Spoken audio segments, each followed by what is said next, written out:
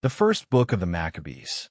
1:1. And it happened, after that Alexander son of Philip the Macedonian, who came out of the land of Chittim, had smitten Darius, king of the Persians and Medes, that he reigned in his stead, the first, over Greece.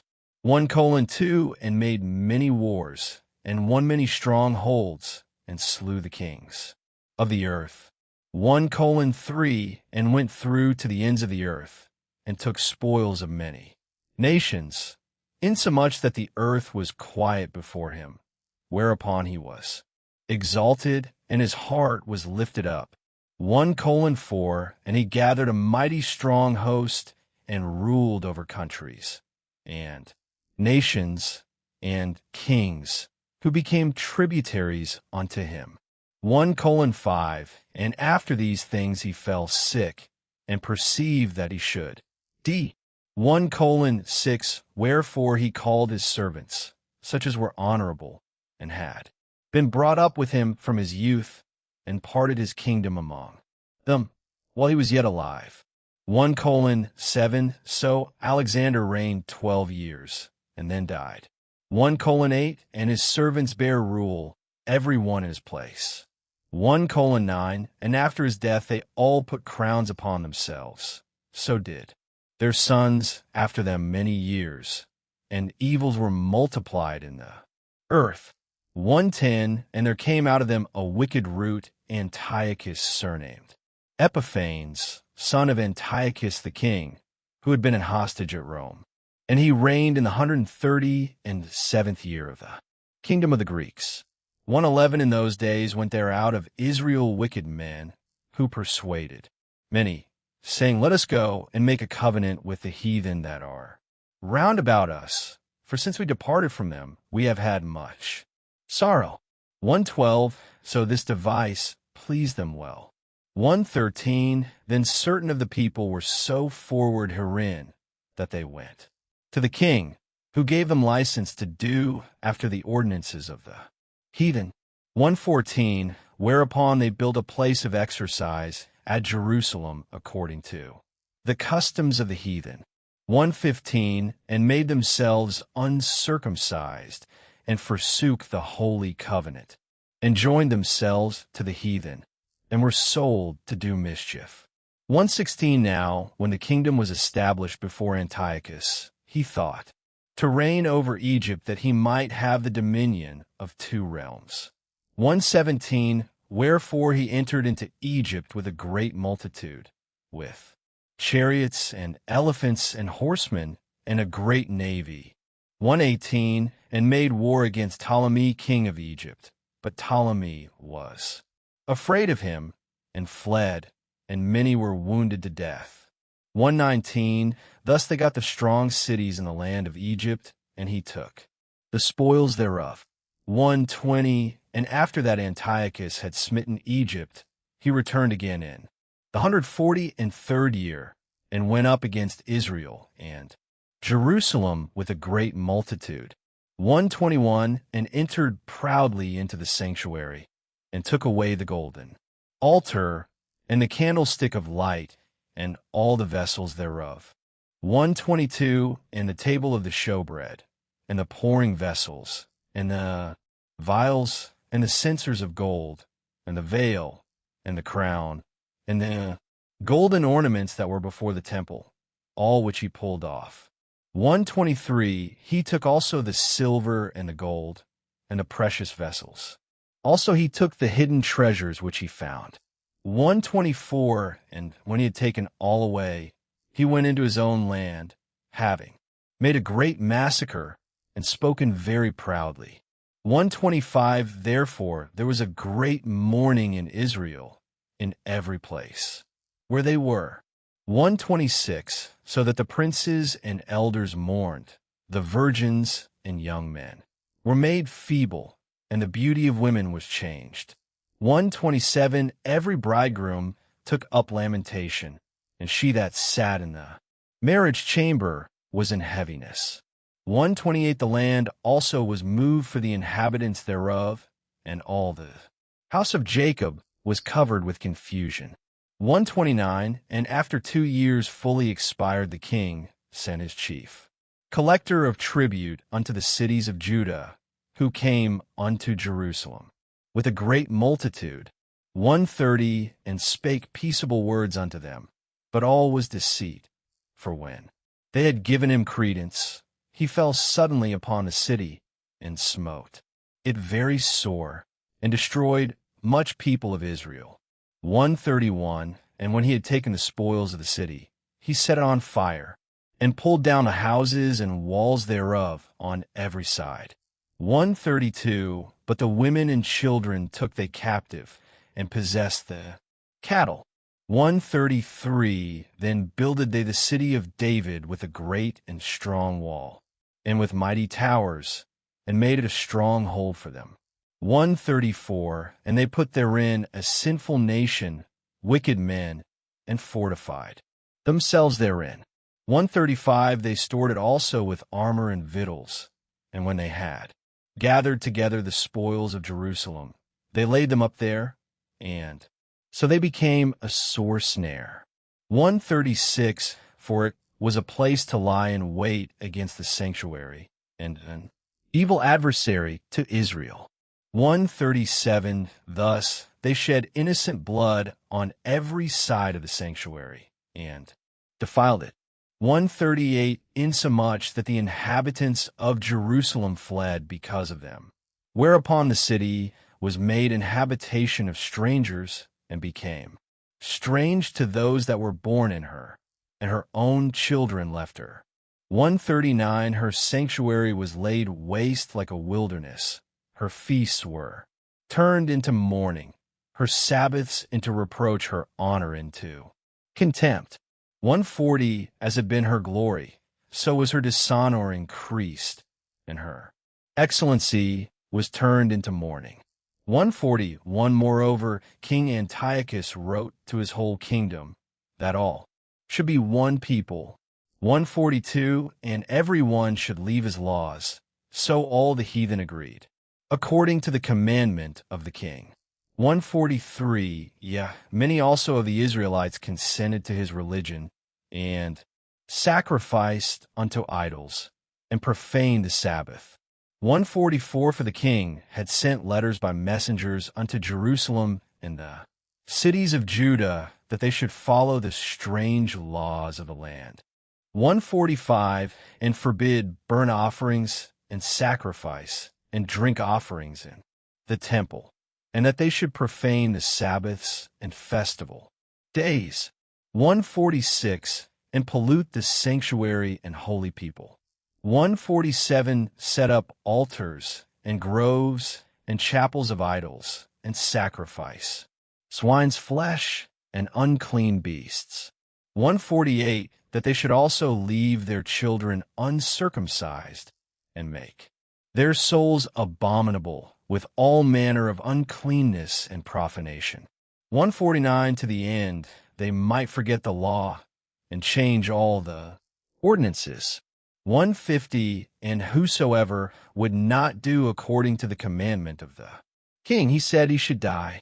151, in the selfsame manner wrote he to his whole kingdom, and appointed overseers over all the people, commanding the cities of Judah to sacrifice city by city. 152, then many of the people were gathered unto them, to wit, every one that forsook the law, and so they committed evils in the land. 153, and drove the Israelites into secret places, even wheresoever they could flee for succor. 154, now the 15th day of the month Caslu, in the 140, and 5th year, they set up the abomination of desolation upon the altar, and builded idol altars throughout the cities of Judah on every side. 155, and burnt incense at the doors of their houses, and in the streets. 156, and when they had rent in pieces the books of the law which they found, they burnt them with fire. 157, and whosoever was found with any the book of the testament, or if any consented to the law, the king's commandment was that they should put him to death. 158 Thus did they by their authority unto the Israelites every month, to as many as were found in the cities. 159 Now the 25th day of the month they did sacrifice upon the idol altar, which was upon the altar of God. 1 hour 60 minutes, at which time, according to the commandment, they put to death certain women that had caused their children to be circumcised. 1 hour 61 minutes, and they hanged the infants about their necks and rifled their houses, and slew them that had circumcised them. 1 hour 62 minutes, howbeit many in Israel were fully resolved and confirmed in themselves not to eat any unclean thing. 1 hour 63 minutes, wherefore the rather to die, that they might not be defiled with meats, and that they might not profane the holy covenant. So then they died. 1 hour 64 minutes, and there was very great wrath upon Israel.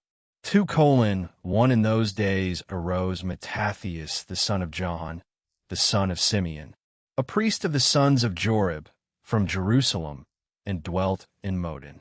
2:2 And he had 5 sons, Jonan called Caddis. 2:3 Simon, called Thassi. 2:4 Judas, who was called Maccabeus. 2:5 Eleazar, called Avaran, and Jonathan, whose surname was Aphis. 2:6 And when he saw the blasphemies that were committed in Judah and Jerusalem. 2:7 He said, Woe is me! Wherefore was I born to see this misery of my people and of the holy city, and to dwell there when it was delivered into the hand of the enemy, and the sanctuary into the hand of strangers? 2:8 Her temple is become as a man without glory.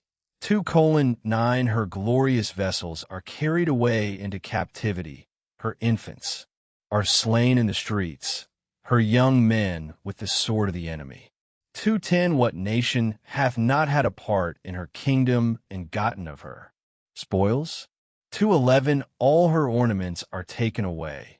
Of a free woman she is become a bondslave. 2:12 And behold, our sanctuary, even our beauty and our glory, is laid waste, and the Gentiles have profaned it. 2:13 To what end therefore shall we live any longer? 2:14 Then Mattathias and his sons rent their clothes and put on sackcloth and mourned very sore. 2:15 In the mean, while the king's officers, such as compelled the people to revolt, came into the city Modin to make them sacrifice. 2:16 And when many of Israel came unto them, Mattathias also and his sons came together. 2:17 Then answered the king's officers, and said to Mattathias on this wise, Thou art a ruler, and an honorable and great man in this city, and strengthened with sons and brethren. 2:18 Now therefore come thou first, and fulfill the king's commandment, like as all the heathen have done, and the men of Judah also, and such as remain at Jerusalem. So shalt thou and thy house be in the number of the king's friends, and thou and thy children shall be honored with silver and gold and many rewards. 2:19 Then Mattathias answered and spake with a loud voice, though all the nations that are under the king's dominion obey him, and fall away, every one from the religion of their fathers, and give consent to his commandments. 2:20 Yet will I and my sons and my brethren walk in the covenant of our fathers. 2:21 God forbid that we should forsake the law and the ordinances. 2:22 We will not hearken to the king's words, to go from our religion, either on the right hand or the left.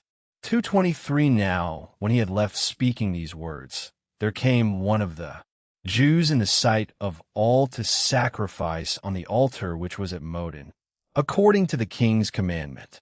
2:24 Which thing when Mattathias saw, he was inflamed with zeal, and his reins trembled, neither could he forbear to shew his anger, according to judgment, wherefore he ran, and slew him upon the altar. 225 Also the king's commissioner, who compelled men to sacrifice, he killed at that time, and the altar he pulled down. 226 Thus dealt he zealously for the law of God, like as Phinehas did, unto Zambri the son of Salom. 227 And Mattathias cried throughout the city with a loud voice, saying, Whosoever is zealous of the law, and maintaineth the covenant, let him follow me. 228 So he and his sons fled into the mountains, and left all that ever they had in the city. 229 Then many that sought after justice and judgment went down into the wilderness to dwell there. 230 Both they, and their children, and their wives, and their cattle, because afflictions increased sore upon them. 231 Now, when it was told the king's servants, and the host that was at Jerusalem, in the city of David, that certain men who had broken the king's commandment were gone down into the secret places in the wilderness. 232 They pursued after them a great number, and having overtaken them, they camped against them, and made war against them on the Sabbath day.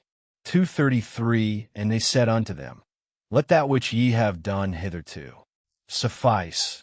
Come forth, and do according to the commandment of the king, and ye shall live. 234 But they said, We will not come forth, neither will we do the king's commandment, to profane the Sabbath day. 235 So then they gave him the battle with all speed. 236 Howbeit they answered them not, neither cast they a stone at them, nor stopped the places where they lay hid. 237 But said, Let us die all in our innocency. Heaven and earth will testify for us, that ye put us to death wrongfully. 238 So they rose up against them in battle on the Sabbath, and they slew them, with their wives and children and their cattle, to the number of 1,000 people. 239 Now, when Mattathias and his friends understood hereof, they mourned for them right sore. 240 And one of them said to another, If we all do as our brethren have done, and fight not for our lives and laws against the heathen, they will now quickly root us out of the earth.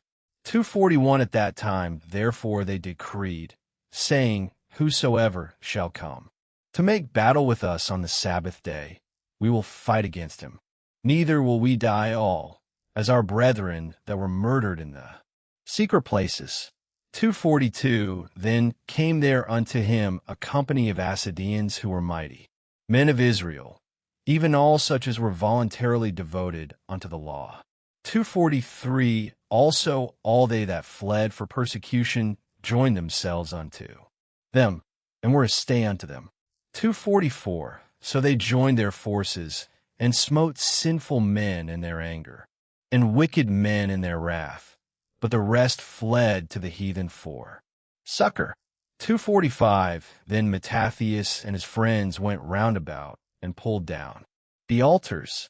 246 And what children soever they found within the coast of Israel, uncircumcised, those they circumcised valiantly.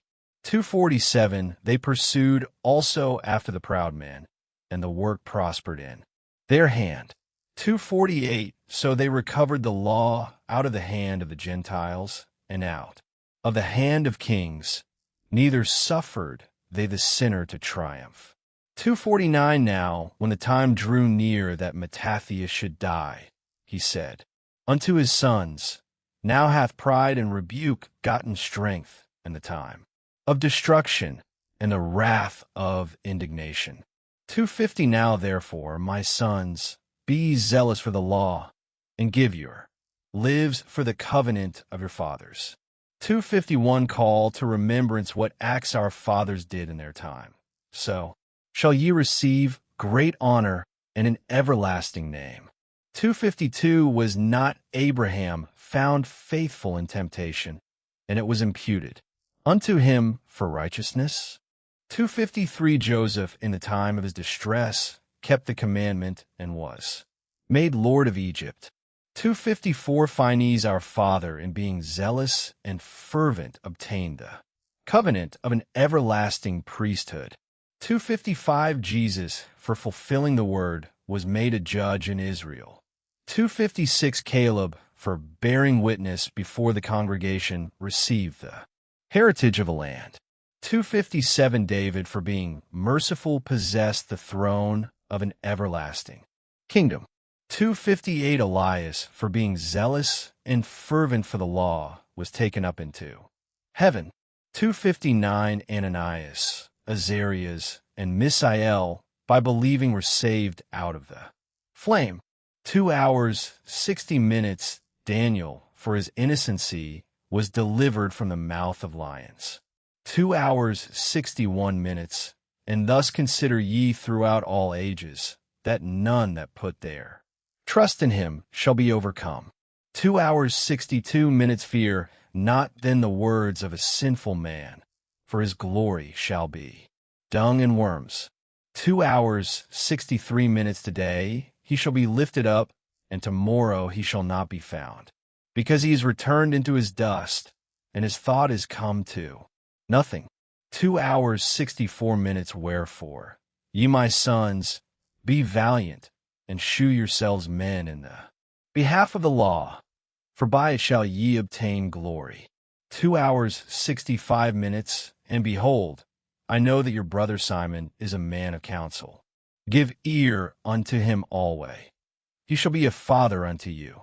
2 hours, 66 minutes, as for Judas Maccabeus, he hath been mighty and strong, even from his youth up. Let him be your captain, and fight the battle of the people. 2 hours, 67 minutes, take also unto you all those that observe the law, and avenge ye the wrong of your people. 2 hours, 68 minutes, recompense fully the heathen, and take heed to the commandments of the law. 2 hours, 69 minutes, so he blessed them, and was gathered to his fathers. 2 hours, 70 minutes, and he died in the 146th year, and his sons buried him in the sepulchres of his fathers at Modin, and all Israel made great lamentation for him. 3:1 Then his son Judas, called Maccabeus, rose up in his stead. 3:2 And all his brethren helped him, and so did all they that held with his father, and they fought with cheerfulness the battle of Israel. 3:3 So he gat his people great honor, and put on a breastplate as a giant, and girt his warlike harness about him, and he made battles, protecting the host with his sword. 3:4 In his acts he was like a lion, and like a lion's whelp roaring for his prey. 3:5 For he pursued the wicked, and sought them out, and burn up those that vexed his people. 3:6 Wherefore the wicked shrunk for fear of him, and all the workers of iniquity were troubled, because salvation prospered in his hand. 3:7 He grieved also many kings, and made Jacob glad with his acts, and his memorial is blessed forever. 3:8 Moreover, he went through the cities of Judah, destroying the ungodly out of them, and turning away wrath from Israel. 3:9 So that he was renowned unto the utmost part of the earth, and he received unto him such as were ready to perish. 3:10 Then Apollonius gathered the Gentiles together in a great host out of Samaria to fight against Israel. 3:11 Which thing when Judas perceived, he went forth to meet him, and so he smote him and slew him. Many also fell down slain, but the rest fled. 3:12 Wherefore Judas took their spoils, and Apollonius' sword also, and therewith he fought all his life long. 3:13 Now, when Sarin, a prince of the army of Syria, heard say that Judas had gathered unto him a multitude and company of the faithful to go out with him to war. 3:14 He said, I will get me a name and honor in the kingdom, for I will go fight with Judas and them that are with him, who despise the king's commandment.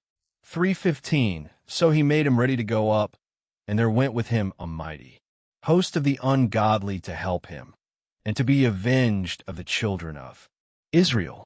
3:16 And when he came near to the going up of Betharon, Judas went forth to meet him with a small company. 3:17 Who, when they saw the host coming to meet them, said unto Judas, How shall we be able, being so few, to fight against so great a multitude and so strong, seeing we are ready to faint with fasting all this day? 3:18 Unto whom Judas answered, It is no hard matter for many to be shut up in the hands of a few, and with the God of heaven it is all one to deliver with a great multitude or a small company. 3:19 For the victory of battle standeth not in the multitude of an host, but strength cometh from heaven. 3:20 They come against us in much pride and iniquity to destroy us, and our wives and children, and to spoil us. 3:21 But we fight for our lives and our loss. 3:22 Wherefore the Lord himself will overthrow them before our face. And as for you, be not afraid of them. 3:23 Now, as soon as he had left off speaking, he leapt suddenly upon them, and so Sarin and his host was overthrown before him. 3:24 And they pursued them from the going down of Betharon unto the plain, were slain about 800 men of them, and the residue fled into the land of the Philistines. 3:25 Then began the fear of Judas and his brethren, and an exceeding great dread, to fall upon the nations round about them. 3:26 Insomuch as his fame came unto the king, and all nations talked of the battles of Judas. 3:27 Now, when King Antiochus heard these things, he was full of indignation, wherefore he sent and gathered together all the forces of his realm, even a very strong army. 3:28 He opened also his treasure, and gave his soldiers pay for a year, commanding them to be ready whensoever he should need them. 3:29 Nevertheless, when he saw that the money of his treasures failed, and that the tributes in the country were small, because of the dissension and plague which he had brought upon the land in taking away the laws which had been of old time. 3:30 He feared that he should not be able to bear the charges any longer, nor to have such gifts to give so liberally as he did before, for he had abounded above the kings that were before him.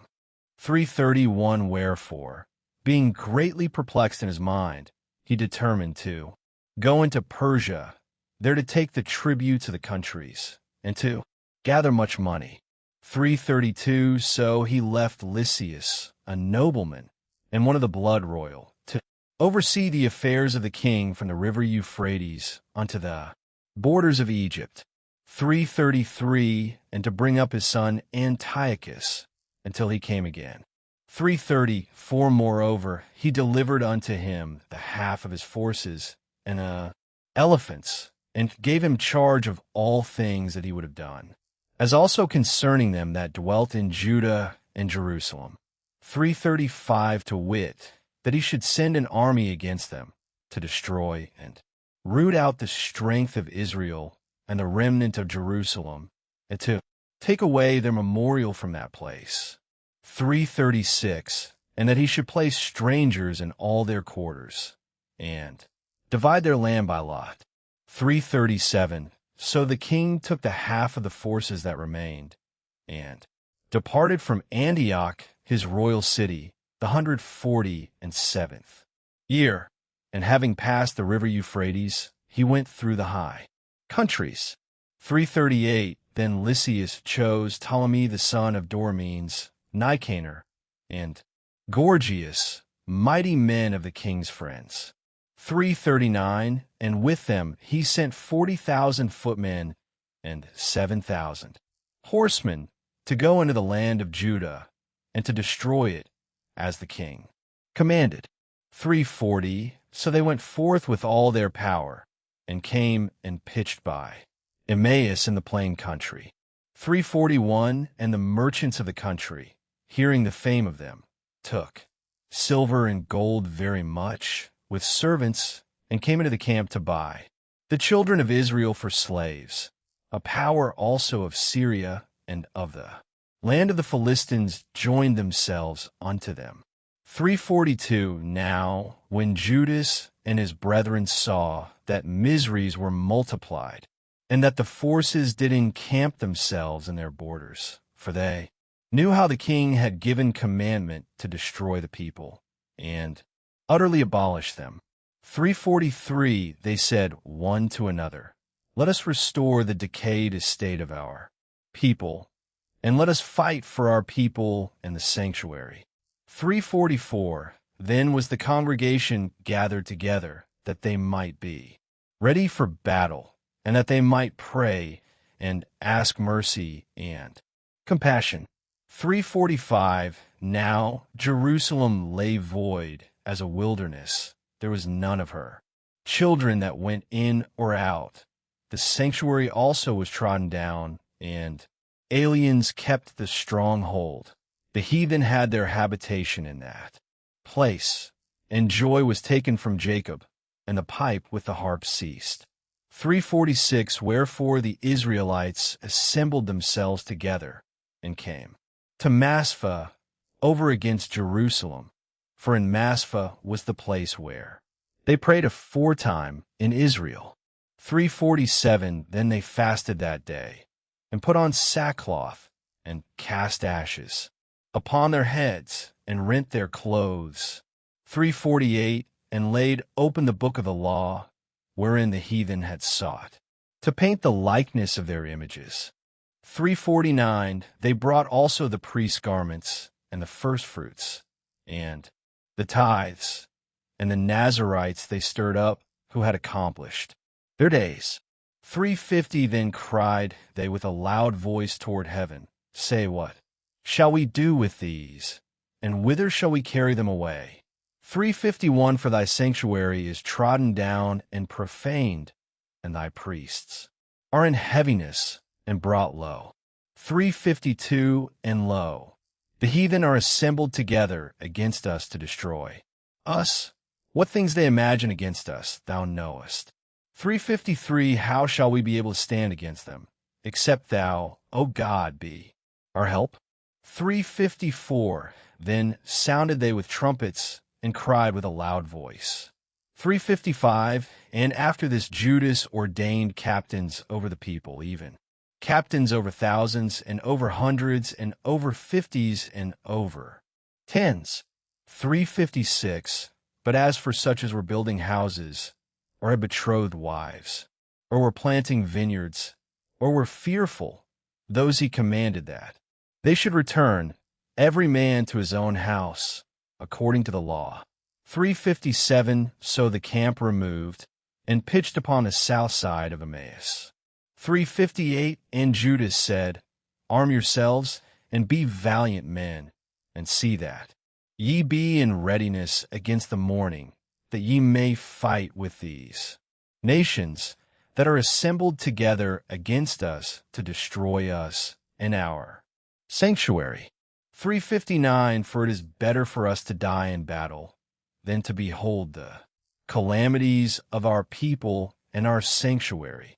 3 hours 60 minutes nevertheless, as the will of God is in heaven, so let him do. For 1, then took Gorgias 5,000 footmen, and 1,000 of the best horsemen, and removed out of the camp by night. For 2, to the end he might rush in upon the camp of the Jews, and smite them suddenly. And the men of the fortress were his guides. For 3, now when Judas heard thereof, he himself removed, and the valiant men with him, that he might smite the king's army, which was at Emmaus. For for a while, as yet the forces were dispersed from the camp. For 5, in the mean season, came Gorgias by night into the camp of Judas. And when he found no man there, he sought them in the mountains. For, said he, these fellows flee from us. For 6, but as soon as it was day, Judas shewed himself in the plain with 3,000 men, who nevertheless had neither armor nor swords to their minds. For 7, and they saw the camp of the heathen, that it was strong and well harnessed, and compassed round about with horsemen, and these were expert of war. For 8, then said Judas to the men that were with him, Fear ye not their multitude, neither be ye afraid of their assault. For 9, remember how our fathers were delivered in the Red Sea, when Pharaoh pursued them with an army. For 10, now therefore let us cry unto heaven, if peradventure the Lord will have mercy upon us, and remember the covenant of our fathers, and destroy this host before our face this day. For 11, that so all the heathen may know that there is one who delivereth, and saveth Israel. For 12, then the strangers lifted up their eyes, and saw them coming over against them. For 13, wherefore they went out of the camp to battle, but they that were with Judas sounded their trumpets. For 14, so they joined battle, and the heathen being discomfited fled into the plain. For 15, howbeit all the hindmost of them were slain with the sword. For they pursued them unto Gazara, and unto the plains of Idumea, and Azotus, and Jamnia, so that there were slain of them upon 3,000 men. For 16, this done, Judas returned again with his host from pursuing them. For 17, and said to the people, Be not greedy of the spoil, inasmuch as there is a battle before us. For 18, and Gorgias and his host are here by us in the mountain. But stand ye now against our enemies, and overcome them, and after this ye may boldly take the spoils. For 19, as Judas was yet speaking these words, there appeared a part of them looking out of the mountain. For 20, who when they perceived that the Jews had put their host to flight, and were burning the tents, for the smoke that was seen declared what was done. For 21, when therefore they perceived these things, they were sore afraid, and seeing also the host of Judas in the plain ready to fight. For 22, they fled every one into the land of strangers.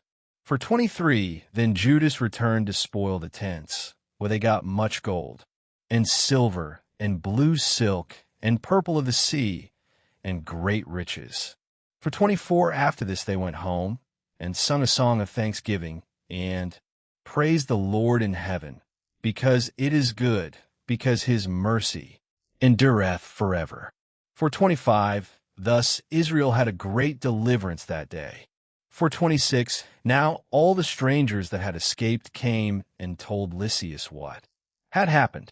For 27, who, when he heard thereof, was confounded and discouraged, because neither such things as he would were done unto Israel, nor such things as the king commanded him were come to pass. For 28, the next year, therefore, following Lysias gathered together 70,000 choice men of foot, and 5,000 horsemen, that he might subdue them.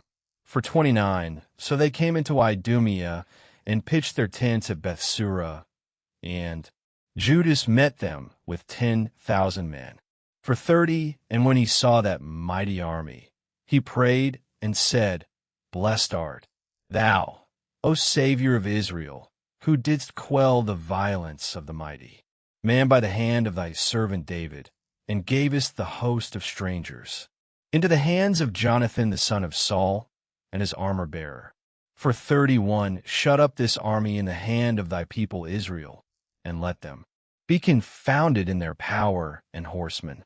For 32, make them to be of no courage, and cause the boldness of their strength to fall away, and let them quake at their destruction.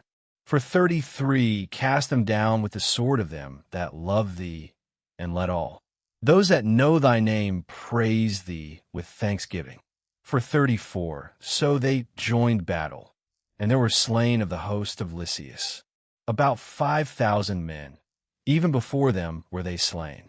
For 35 now, when Lysias saw his army put to flight, and the manliness of Judas soldiers, and how they were ready either to live or die, valiantly he went into Antiochia, and gathered together a company of strangers, and having made his army greater than it was, he purposed to come again into Judea.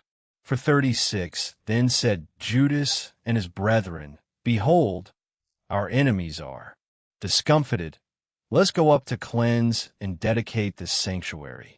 For 37 upon this, all the host assembled themselves together, and went up into Mount Shaun.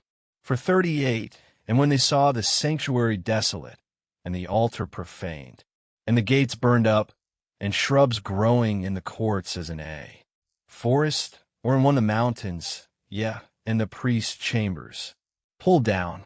For 39, they rent their clothes, and made great lamentation, and cast ashes upon their heads. For 40, and fell down flat to the ground upon their faces, and blew an alarm with the trumpets, and cried toward heaven. For 41, then Judas appointed certain men to fight against those that were in the fortress, until he had cleansed the sanctuary. For 42, so he chose priests of blameless conversation, such as had pleasure in the law. For 43, who cleansed the sanctuary, and bare out the defiled stones into an unclean place. For 44, and when as they consulted what to do with the altar of burnt offerings, which was profaned. For 45, they thought it best to pull it down, lest it should be a reproach to them, because the heathen had defiled it. Wherefore they pulled it down. For 46, and laid up the stones in the mountain of the temple in a convenient place, until there should come a prophet to shew what should be done with them. For 47, then they took whole stones according to the law, and built a new altar according to the former. For 48, and made up the sanctuary, and the things that were within the temple, and hallowed the courts. For 49, they made also new holy vessels, and into the temple they brought the candlestick, and the altar of burnt offerings and of incense, and the table. For 50, and upon the altar they burned incense, and the lamps that were upon the candlestick they lighted, that they might give light in the temple. For 51, furthermore, they set the loaves upon the table, and spread out the veils, and finished all the works which they had begun to make. For 52, now on the 25th day of the 9th month, which is called the month Caslu, in the 148th year, they rose up betimes in the morning. For 53, and offered sacrifice according to the law upon the new altar of burnt offerings which they had made. For 54, look at what time and what day the heathen had profaned it even. And that was it dedicated with songs and citherns and harps and cymbals. For 55, then all the people fell upon their faces, worshiping and praising the God of heaven, who had given them good success. For 56, and so they kept the dedication of the altar 8 days, and offered burnt offerings with gladness, and sacrificed the sacrifice of deliverance and praise. For 57, they decked also the forefront of the temple with crowns of gold, and with shields, and the gates and the chambers they renewed, and hanged doors upon them. For 58, thus was there very great gladness among the people, for that the reproach of the heathen was put away.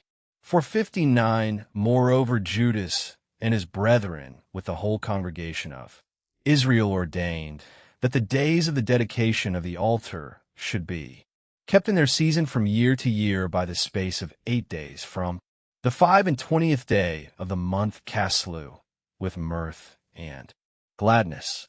For hours, 60 minutes at that time, also they builded up the Mount Shaun with high walls, and strong towers round about, lest the Gentiles should come and tread it down as they had done before. For hours, 61 minutes, and they set there a garrison to keep it, and fortified Bethsura, to preserve it, that the people might have a defense against Idumea. 5:1 Now, when the nations round about heard that the altar was built and the sanctuary renewed as before, it displeased them very much.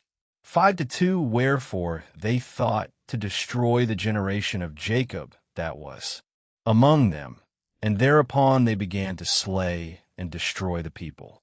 5:3 Then Judas fought against the children of Esau and Idumea at Arabatine, because they besieged Israel, and he gave them a great overthrow, and abetted their courage, and took their spoils. 5:4 Also he remembered the injury of the children of Ben, who had been a snare and an offense unto the people, and that they lay in wait for them in the ways. 5:5 He shut them up therefore in the towers, and encamped against them, and destroyed them utterly, and burned the towers of that place with fire, and all that were therein. 5:6 Afterward he passed over to the children of Ammon, where he found a mighty power and much people, with Timotheus their captain. 5:7 So he fought many battles with them, till at length they were discomfited before him, and he smote them. 5:8 And when he had taken Jazar, with the towns belonging thereto, he returned into Judea. 5:9 Then the heathen that were at Galad assembled themselves together against the Israelites that were in their quarters to destroy them. But they fled to the fortress of Dithema. 5:10 And sent letters unto Judas and his brethren, the heathen that are round about us, are assembled together against us to destroy us. 5:11 And they are preparing to come and take the fortress whereunto we are fled, Timotheus being captain of their host. 5:12 Come now therefore, and deliver us from their hands, for many of us are slain. 5:13 Yea, all our brethren that were in the places of Tobi are put to death. Their wives and their children also they have carried away, captives, and borne away their stuff, and they have destroyed there about 1,000 men. 5:14 While these letters were yet reading, behold, there came other messengers from Galilee with their clothes rent, who reported on this wise. 5:15 And said, They of Ptolemy, and of Tyrus and Sidon, and all Galilee of the Gentiles, are assembled together against us to consume us. 5:16 Now, when Judas and the people heard these words, there assembled a great congregation together to consult what they should do for their brethren that were in trouble, and assaulted of them. 5:17 Then said Judas unto Simon his brother, Choose thee out men, and go and deliver thy brethren that are in Galilee, for I and Jonathan my brother will go into the country of Galad.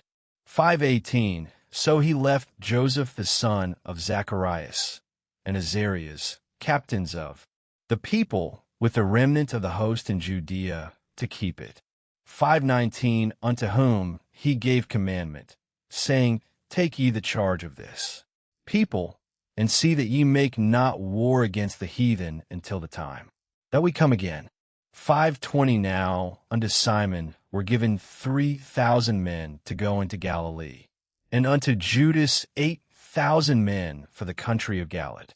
5:21 Then went Simon into Galilee, where he fought many battles with the heathen, so that the heathen were discomfited by him. 5:22 And he pursued them unto the gate of Ptolemy, and there were slain of the heathen about 3,000 men, whose spoils he took. 5:23 And those that were in Galilee, and in Arbatis with their wives, and their children, and all that they had, took he away with him, and brought them into Judea with great joy. 524 Judas Maccabeus also and his brother Jonathan went over Jordan, and traveled 3 days' journey in the wilderness. 525, where they met with the Nabathites, who came unto them in a peaceable manner, and told them everything that had happened to their brethren in the land of Galad. 526, and how that many of them were shut up in Bozrah, and Bozer, and Alma, Casphir, Maked, and Carnaim. All these cities are strong and great. 527, and that they were shut up in the rest of the cities of the country of Galad, and that against Amorro they had appointed to bring their host against the forts, and to take them, and to destroy them all in one day. 528, hereupon Judas and his host turned suddenly by the way of the wilderness unto Bozrah, and when he had won the city, he slew all the males with the edge of the sword, and took all their spoils, and burned the city with fire. 529, from whence he removed by night, and went till he came to the fortress. 530, and betimes in the morning they looked up, and behold, there was an innumerable people bearing ladders and other engines of war to take the fortress, for they assaulted them. 531, when Judas therefore saw that the battle was begun, and that the cry of the city went up to heaven, with trumpets and a great sound. 532, he said unto his host, Fight this day for your brethren. 533, so he went forth behind them in 3 companies, who sounded their trumpets, and cried with prayer. 534, then the host of Timotheus, knowing that it was Maccabeus, fled from him. Wherefore he smote them with a great slaughter, so that there were killed of them that day about 8,000 men. 535, this done, Judas turned aside to Maspha, and after he had assaulted it, he took and slew all the males therein, and received the spoils thereof, and burnt it with fire. 536, from thence went he, and took Casphin, Magid, Bozer, and the other cities of the country of Galad. 537, after these things gathered Timotheus another host, and encamped against Raphon beyond the brook. 538, so Judas sent men to espy the host, who brought him word, saying, All the heathen that be round about us are assembled unto them, even a very great host. 539, he hath also hired the Arabians to help them, and they have pitched their tents beyond the brook, ready to come and fight against thee. Upon this Judas went to meet them. 540, then Timotheus said unto the captains of his host, when Judas and his host come near the brook, If he pass over first unto us, we shall not be able to withstand him, for he will mightily prevail against us. 541, but if he be afraid, and camp beyond the river, we shall go over unto him, and prevail against him. 542, now, when Judas came near the brook, he caused the scribes of the people to remain by the brook, unto whom he gave commandment, saying, Suffer no man to remain in the camp, but let all come to the battle. 543, so he went first over unto them, and all the people after him. Then all the heathen, being discomfited before him, cast away their weapons, and fled unto the temple that was at Carnaim. 544, but they took the city, and burned the temple with all that were therein. Thus was Carnaim subdued, neither could they stand any longer before Judas. 545, then Judas gathered together all the Israelites that were in the country of Galad, from the least unto the greatest, even their wives, and their children, and their stuff, a very great host, to the end they might come into the land of Judea. 546, now, when they came unto Ephron, this was a great city in the way, as they should go, very well fortified. They cannot turn from it, either on the right hand or the left, but must needs pass through the midst of it. 547, then they of the city shut them out and stopped up the gates with stones. 548, whereupon Judas sent unto them in peaceable manner, saying, Let us pass through your land to go into our own country, and none shall do you any hurt. We will only pass through on foot. Howbeit they would not open unto him. 549, wherefore Judas commanded a proclamation to be made throughout the host, that every man should pitch his tent in the place where he was. 550, so the soldiers pitched and assaulted the city all that day, and all that night, till at the length the city was delivered into his hands. 551, who then slew all the males with the edge of the sword, and razed the city, and took the spoils thereof, and passed through the city over them that were slain. 552, after this, went they over Jordan into the great plain before Bethsan. 553, and Judas gathered together those that came behind, and exhorted the people all the way through, till they came into the land of Judea. 554, so they went up to Mount Shaun with joy and gladness, where they offered burnt offerings, because not one of them were slain until they had returned in peace.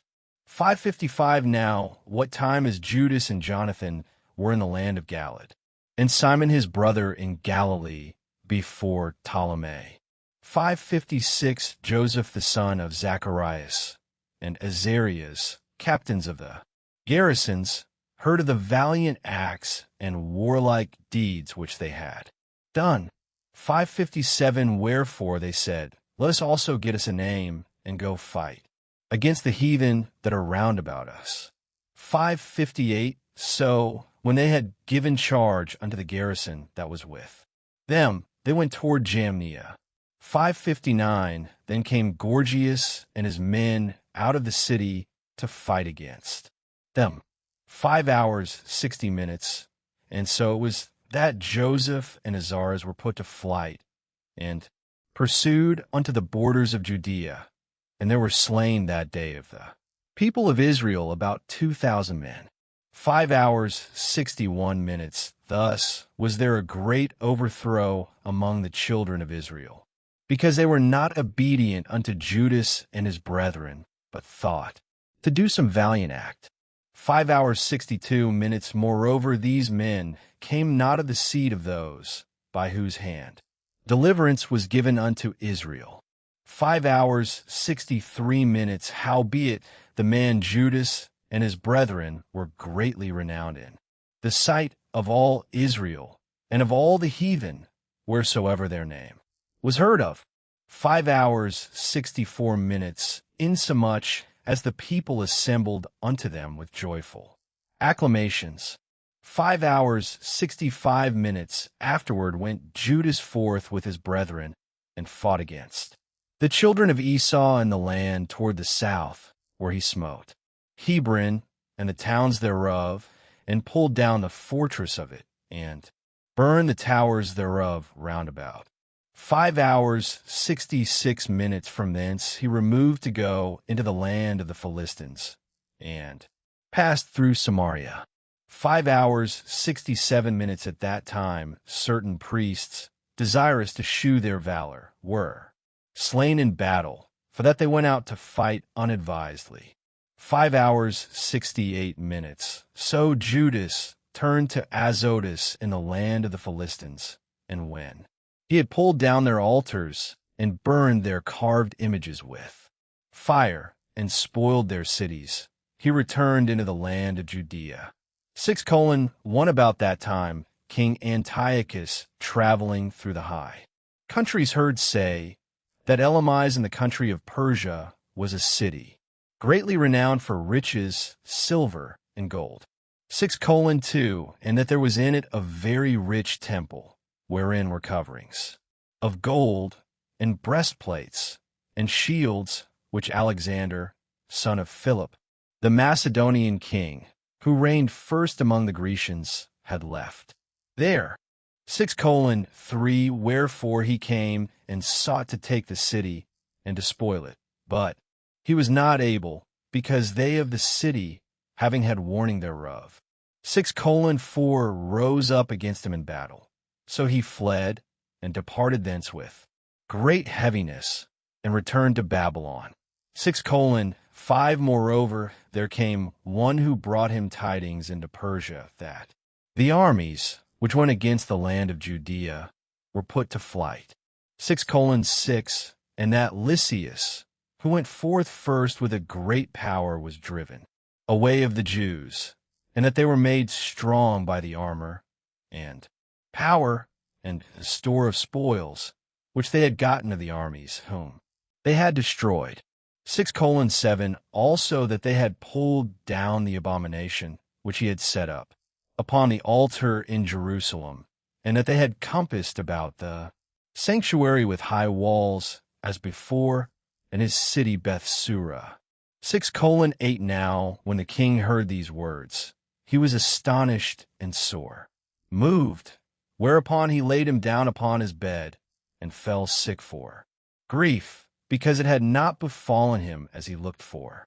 6:9 And there he continued many days, for his grief was ever more and more, and he made account that he should die. 6:10 Wherefore he called for all his friends, and said unto them, The sleep is gone from mine eyes, and my heart faileth for very care.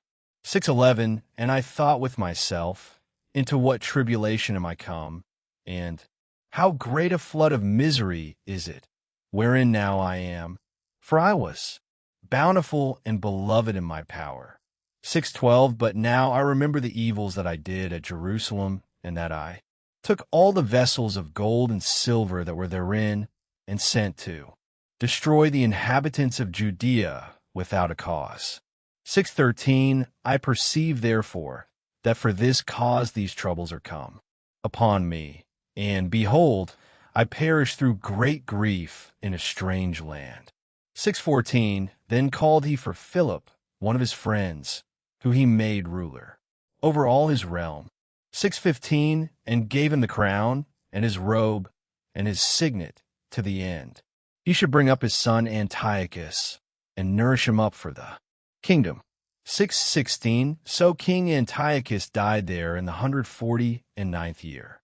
6:17 Now, when Lysias knew that the king was dead, he set up Antiochus, his son, whom he had brought up being young, to reign in his stead, and his name he called Eupator.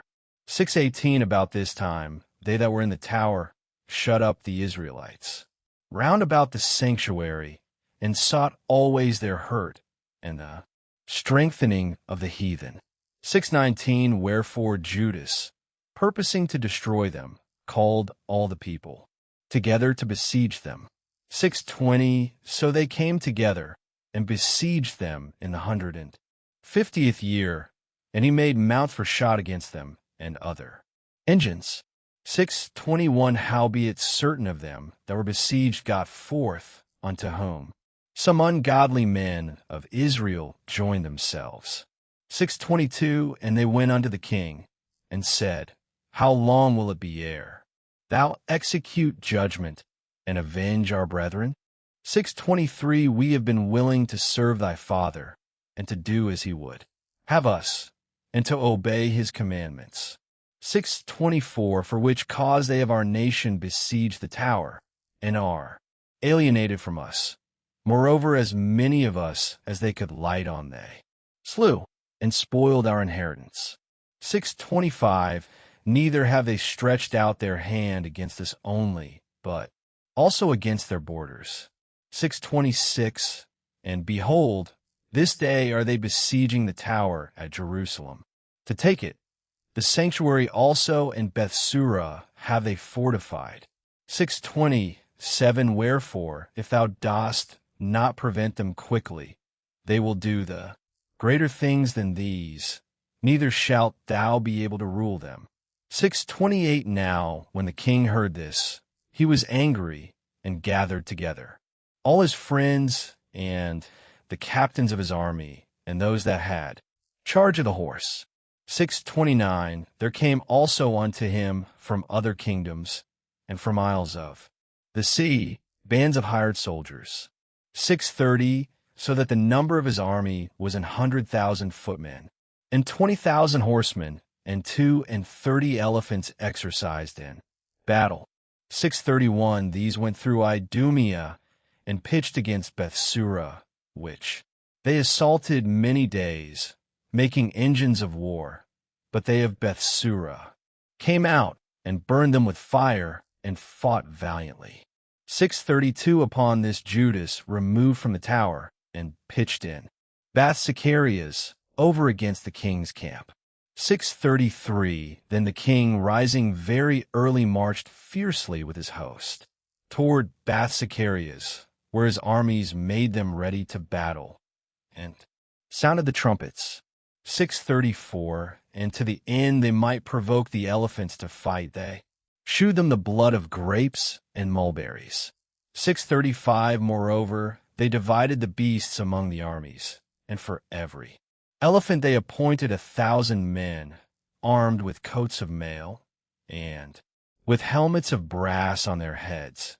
And beside this, for every beast, were ordained 500 horsemen of the best. 636, these were ready at every occasion, wheresoever the beast was, and whithersoever the beast went, they went also, neither departed they from him. 637, and upon the beasts were there strong towers of wood, which covered every one of them, and were girt fast unto them with devices. There were also upon every one 32 strong men that fought upon them, beside the Indian that ruled him. 638, as for the remnant of the horsemen, they set them on this side, and that side at the two parts of the host, giving them signs what to do, and being harnessed all over amidst the ranks. 639, now, when the sun shone upon the shields of gold and brass, the mountains glistered therewith, and shined like lamps of fire. 640, so part of the king's army, being spread upon the high mountains, and part on the valleys below, they marched on safely and in order. 641, wherefore all that heard the noise of their multitude, and the marching of the company, and the rattling of the harness, were moved. For the army was very great and mighty. 642, then Judas and his host drew near, and entered into battle, and there were slain of the king's army 600 men. 643, Eleazar also, surnamed Sovereign, perceiving that one of the beasts, armed with royal harness, was higher than all the rest, and supposing that the king was upon him, 644, put himself in jeopardy, to the end he might deliver his people, and get him a perpetual name. 645, wherefore he ran upon him courageously through the midst of the battle, slaying on the right hand and on the left, so that they were divided from him on both sides. 646, which done, he crept under the elephant, and thrust him under, and slew him, whereupon the elephant fell down upon him, and there he died. 647, howbeit the rest of the Jews, seeing the strength of the king, and the violence of his forces, turned away from them. 648, then the king's army went up to Jerusalem to meet them, and the king pitched his tents against Judea and against Mount Shaun. 649, but with them that were in Bethsura he made peace, for they came out of the city, because they had no victuals there to endure the siege, it being a year of rest to the land. 650, so the king took Bethsura, and set a garrison there to keep it. 651, as for the sanctuary, he besieged it many days, and set there artillery with engines and instruments to cast fire and stones, and pieces to cast darts and slings. 652, whereupon they also made engines against their engines, and held them battle a long season. 653, yet at the last, their vessels being without victuals for that, it was the 7th year, and they in Judea that were delivered from the Gentiles had eaten up the residue of the store winky face. 654 there were, but a few left in the sanctuary, because the famine did so prevail against them, that they were fain to disperse themselves, every man to his own place. 655 at that time Lysias heard say, that Philip, whom Antiochus the king, whiles he lived, had appointed to bring up his son Antiochus, that he might be king. 656 was returned out of Persia and Media, and the king's host also, that went with him, and that he sought to take unto him the ruling of the affairs. 657 wherefore he went in all haste, and said to the king and the captains of the host and the company, we decay daily, and our victuals are but small, and the place we lay siege unto is strong, and the affairs of the kingdom lie upon us. 658 now, therefore let us be friends with these men, and make peace with them, and with all their nation. 659 and covenant with them, that they shall live after their laws as they did before.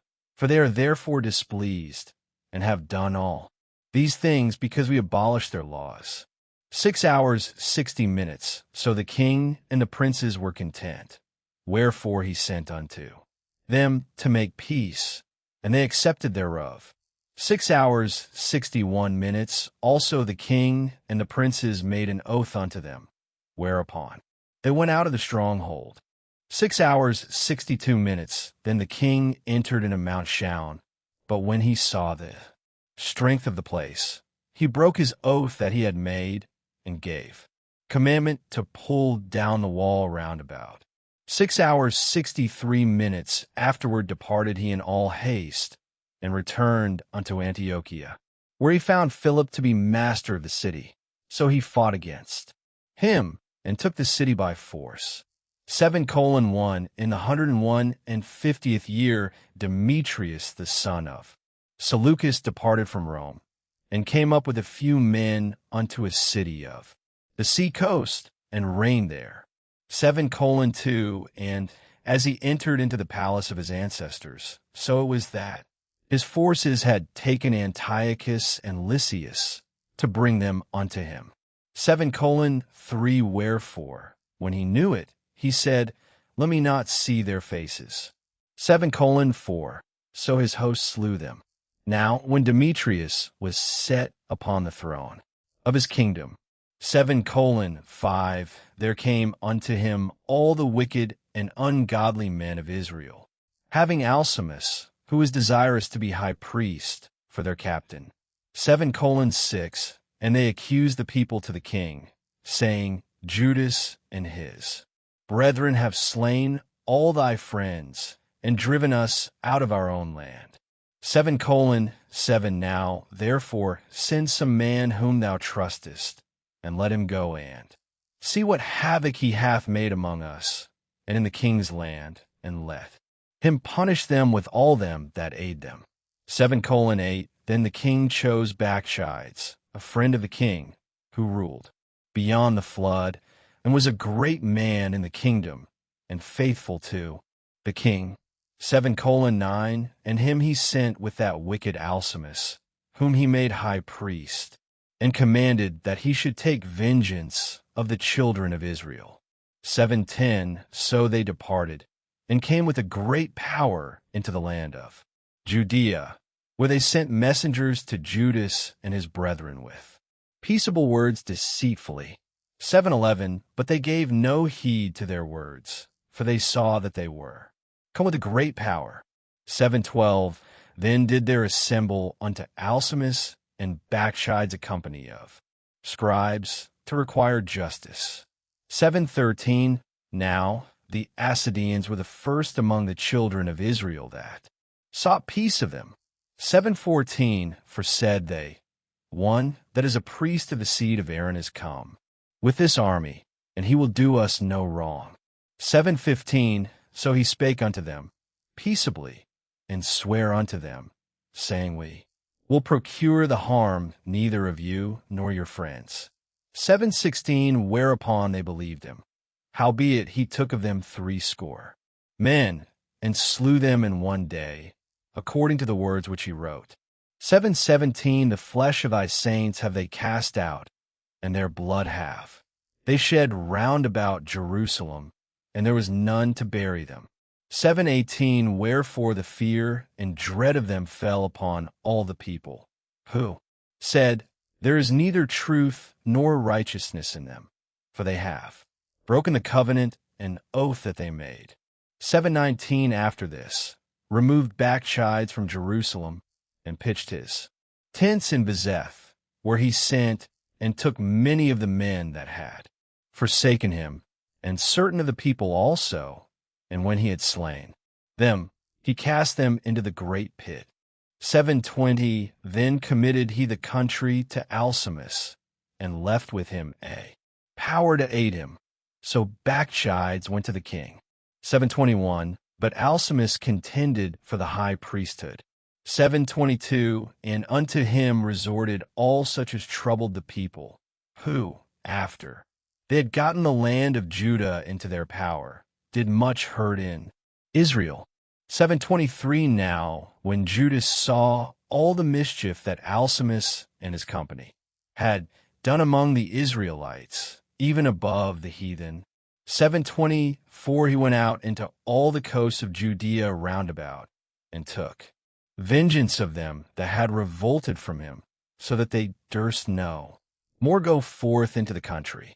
7:25 On the other side, when Alcimus saw that Judas and his company had gotten the upper hand, and knew that he was not able to abide there force, he went again to the king, and said all the worst of them that he could. 7:26 Then the king sent Nicanor, one of his honorable princes, a man that bare deadly hate unto Israel, with commandment to destroy the people. 7:27 So Nicanor came to Jerusalem with a great force, and sent unto Judas and his brethren deceitfully with friendly words, saying, 7:28 Let there be no battle between me and you. I will come with a few men, that I may see you in peace. 7:29 He came therefore to Judas, and they saluted one another peaceably. Howbeit the enemies were prepared to take away Judas by violence. 7:30 Which thing after it was known to Judas, to wit, that he came unto him with deceit, he was sore afraid of him, and would see his face no more.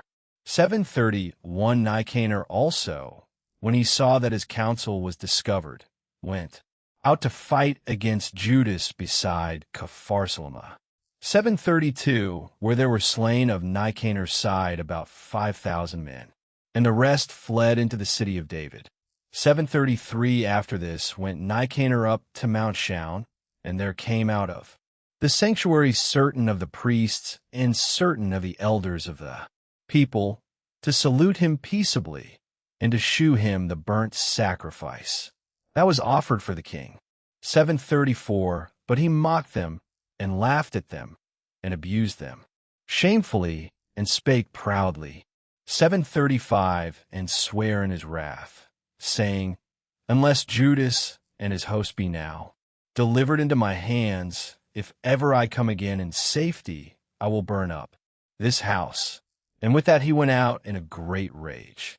7:36 Then the priests entered in, and stood before the altar in the temple, weeping and saying, 7:37 Thou, O Lord, didst choose this house to be called by thy name, and to be a house of prayer and petition for thy people. 7:38 Be avenged of this man and his host, and let them fall by the sword. Remember their blasphemies, and suffer them not to continue any longer. 7:39 So Nicanor went out of Jerusalem, and pitched his tents in Betharon, where an host out of Syria met him. 7:40 But Judas pitched in Adasa with 3,000 men, and there he prayed, saying, 7:41 O Lord, when they that were sent from the king of the Assyrians blasphemed thine angel went out, and smote 180 of them. 742, even so destroy thou this host before us this day, that the rest may know that he hath spoken blasphemously against thy sanctuary, and judge thou him according to his wickedness. 743, so the 13th day of the month Adar, the hosts joined battle.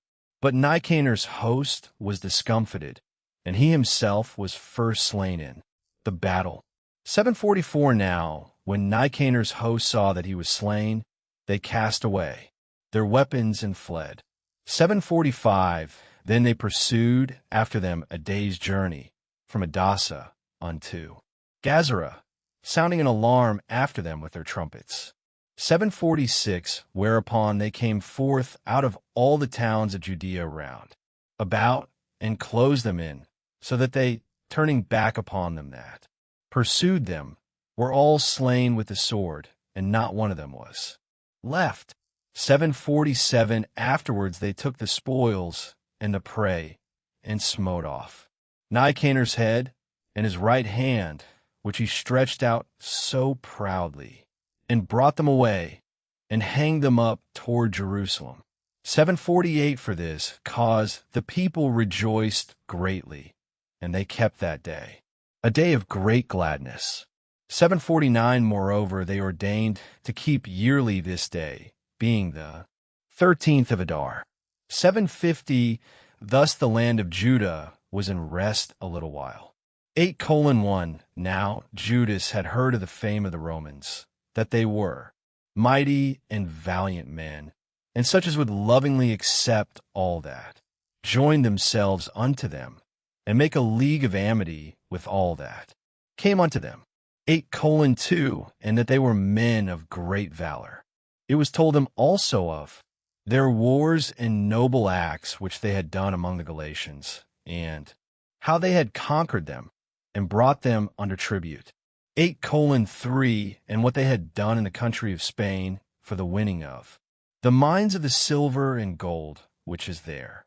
8:4, and that by their policy and patience they had conquered all the place, though it were very far from them, and the kings also that came against them from the uttermost part of the earth, till they had discomfited them, and given them a great overthrow, so that the rest did give them tribute every year.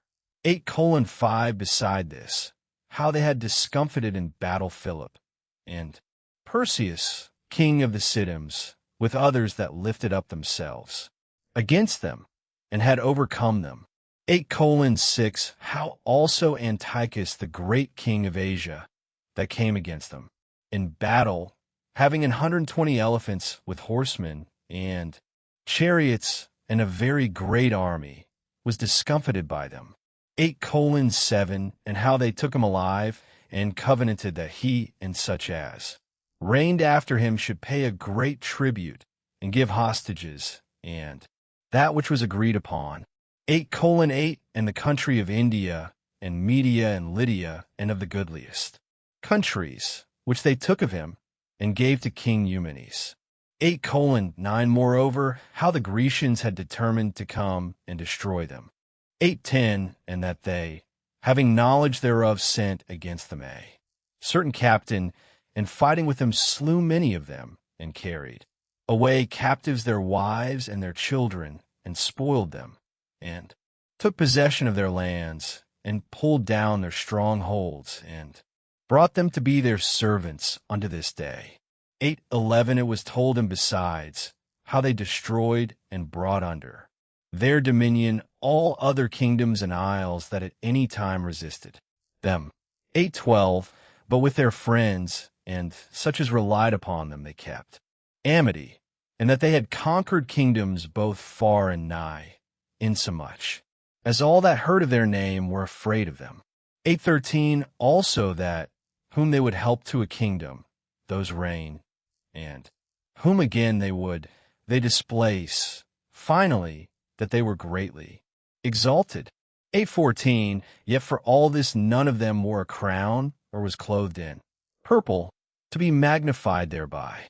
8:15 Moreover, how they had made for themselves a senate house, wherein 320 men sat in council daily, consulting alway for the people, to the end they might be well ordered. 8:16 And that they committed their government to one man every year, who ruled over all their country, and that all were obedient to that one, and that there was neither envy nor emulation among them. 8:17 In consideration of these things, Judas chose Eupolemus the son of John, the son of Achos, and Jason the son of Eleazar, and sent them to Rome to make a league of amity and confederacy with them. 8:18 And to entreat them that they would take the yoke from them. 4. They saw that the kingdom of the Grecians did oppress Israel with servitude. 8:19 They went therefore to Rome, which was a very great journey, and came into the Senate, where they spake and said, 8:20 Judas Maccabeus with his brethren and the people of the Jews have sent us unto you to make a confederacy and peace with you, and that we might be registered your confederates and friends. 8:21 So that matter pleased the Romans well. 8:22 And this is the copy of the epistle which the Senate wrote back, again in tables of brass, and sent to Jerusalem, that there they might have by them a memorial of peace and confederacy. 8:23 Good success be to the Romans and to the people of the Jews by sea and by land forever. The sword also, an enemy, be far from them. 8:24 If there come first any war upon the Romans, or any of their confederates throughout all their dominion. 8:25 The people of the Jews shall help them, as the time shall be appointed with all their heart. 8:26 Neither shall they give anything unto them that make war upon them, or aid them with victuals, weapons, money, or ships, as it hath seemed good unto the Romans. But they shall keep their covenants, without taking anything therefore. 8:27 In the same manner also, if war come first upon the nation of the Jews, the Romans shall help them with all their heart, according as the time shall be appointed them. 8:28 Neither shall victuals be given to them that take part against them, or weapons, or money, or ships, as it hath seemed good to the Romans. But they shall keep their covenants, and that without deceit. 8:29 According to these articles did the Romans make a covenant with the people of the Jews. 8:30 Howbeit, if hereafter the one party or the other shall think to meet to add or diminish anything, they may do it at their pleasures. And whatsoever they shall add or take away shall be ratified. 8:31 And as touching the evils that Demetrius doeth to the Jews, we have written unto him, saying, Wherefore thou made thy yoke heavy upon our friends and confederates the Jews? 8:32 If therefore they complain any more against thee, we will do them justice, and fight with thee by sea and by land. 9:1 Furthermore, when Demetrius heard that Nicanor and his host were slain in battle, he sent Bacchides and Alcimus into the land of Judea the second time, and with them the chief strength of his host. 9:2 Who went forth by the way that leadeth to Galgala, and pitched their tents before Massaloth, which is in Arbela, and after they had won it, they slew much people. 9:3 Also the first month of the 152nd year they encamped before Jerusalem. 9:4 From whence they removed, and went to Berea with 20,000 footmen and 2,000 horsemen. 9:5 Now Judas had pitched his tents at Elisa, and 3,000 chosen men with him. 9:6 Who seeing the multitude of the other army to be so great were sore afraid, whereupon many conveyed themselves out of the host, insomuch as there abode of them no more but 800 men. 9:7 When Judas therefore saw that his host slipped away, and that the battle pressed upon him, he was sore troubled in mind, and much distressed, for that he had no time to gather them together. 9:8 Nevertheless unto them that remained he said, Let us arise and go up against our enemies, if peradventure we may be able to fight with them. 9:9 But they dehort him, saying, We shall never be able. Let us now rather save our lives, and hereafter we will return with our brethren, and fight against them, for we are but few. 9:10 Then Judas said, God forbid that I should do this thing, and flee away from them. If our time be come, let us die manfully for our brethren, and let us not stain our honor. 9:11 With that the host of Backshides removed out of their tents, and stood over against them, their horsemen being divided into 2 troops, and their slingers and archers going before the host, and they that marched in the forward were all mighty men. 9:12 As for Backshides, he was in the right wing, so the host drew near on the 2 parts, and sounded their trumpets. 9:13 They also of Judas' side, even they sounded their trumpets also, so that the earth shook at the noise of the armies, and the battle continued from morning till night. 9:14 Now, when Judas perceived that Backshides and the strength of his army were on the right side, he took with him all the hardy men. 9:15 Who discomfited the right wing, and pursued them unto the mount Azotus.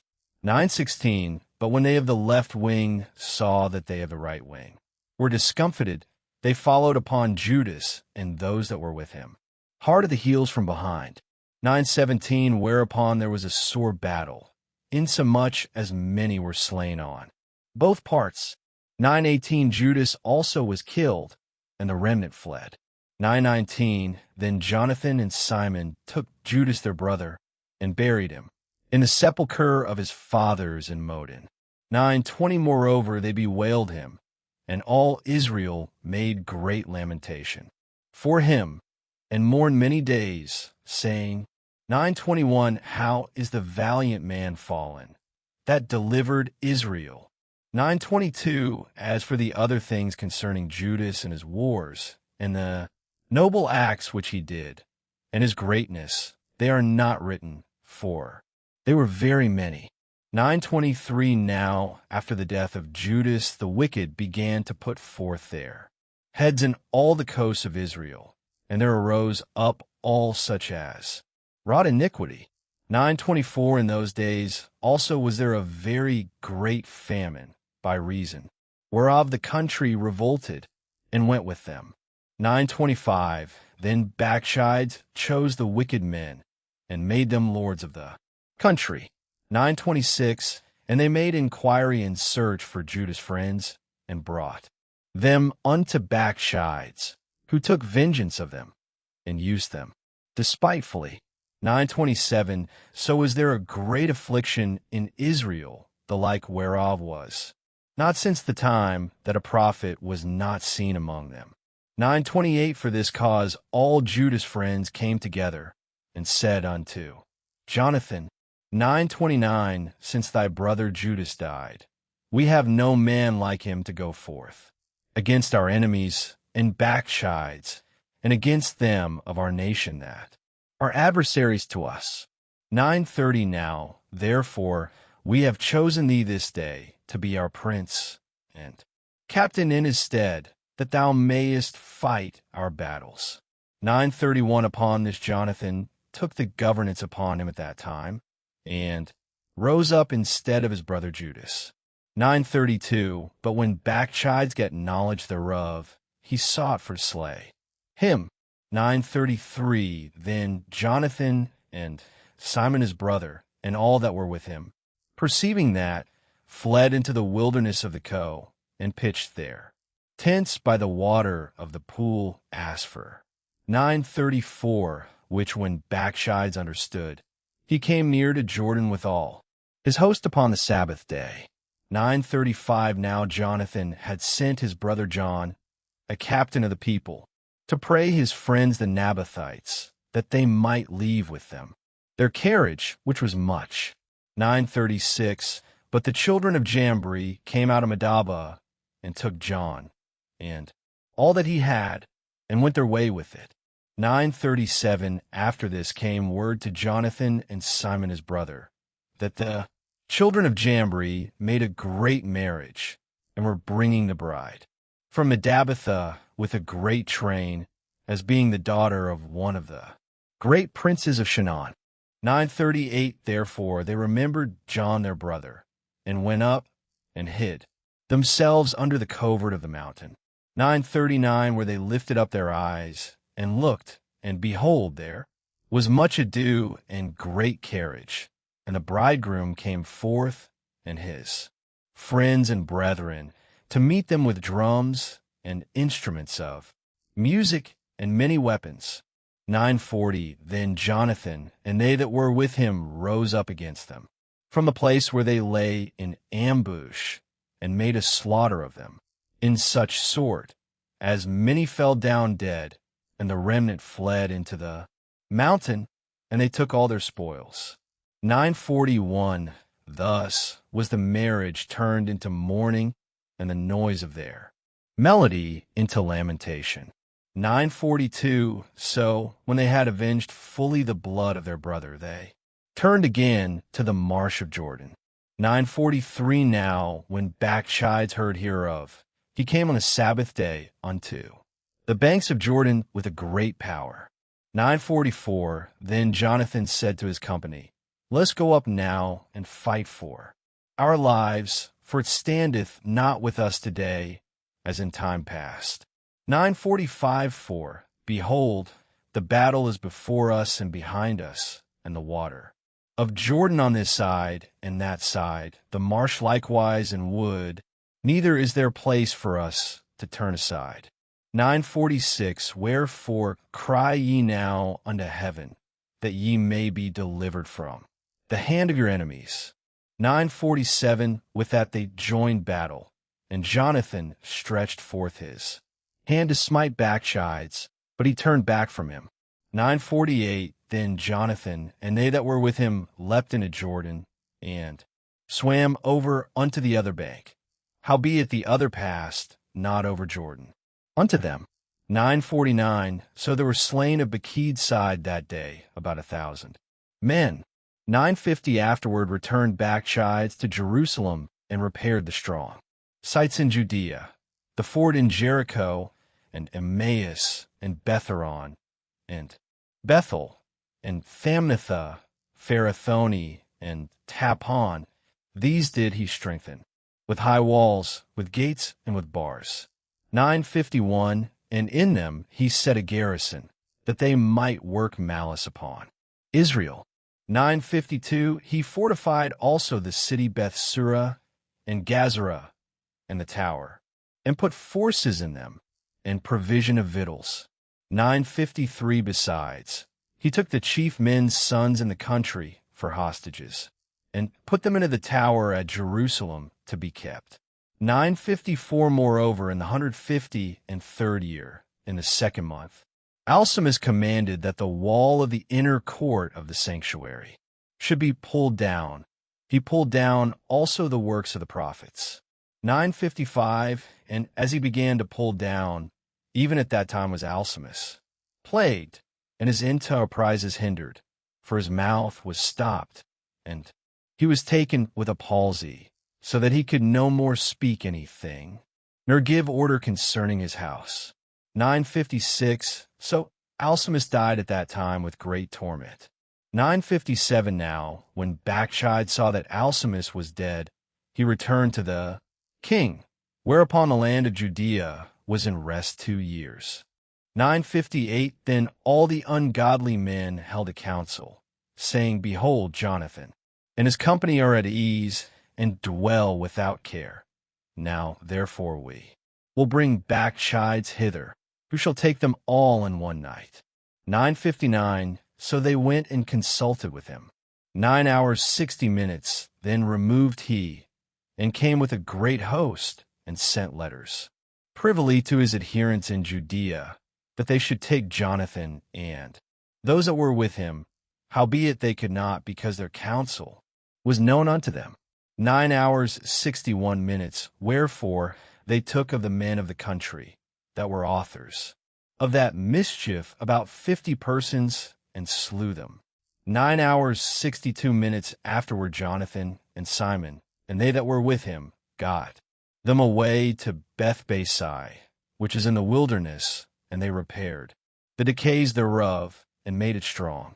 9 hours 63 minutes, which thing, when Bacchides knew, he gathered together all his host, and sent word to them that were of Judea.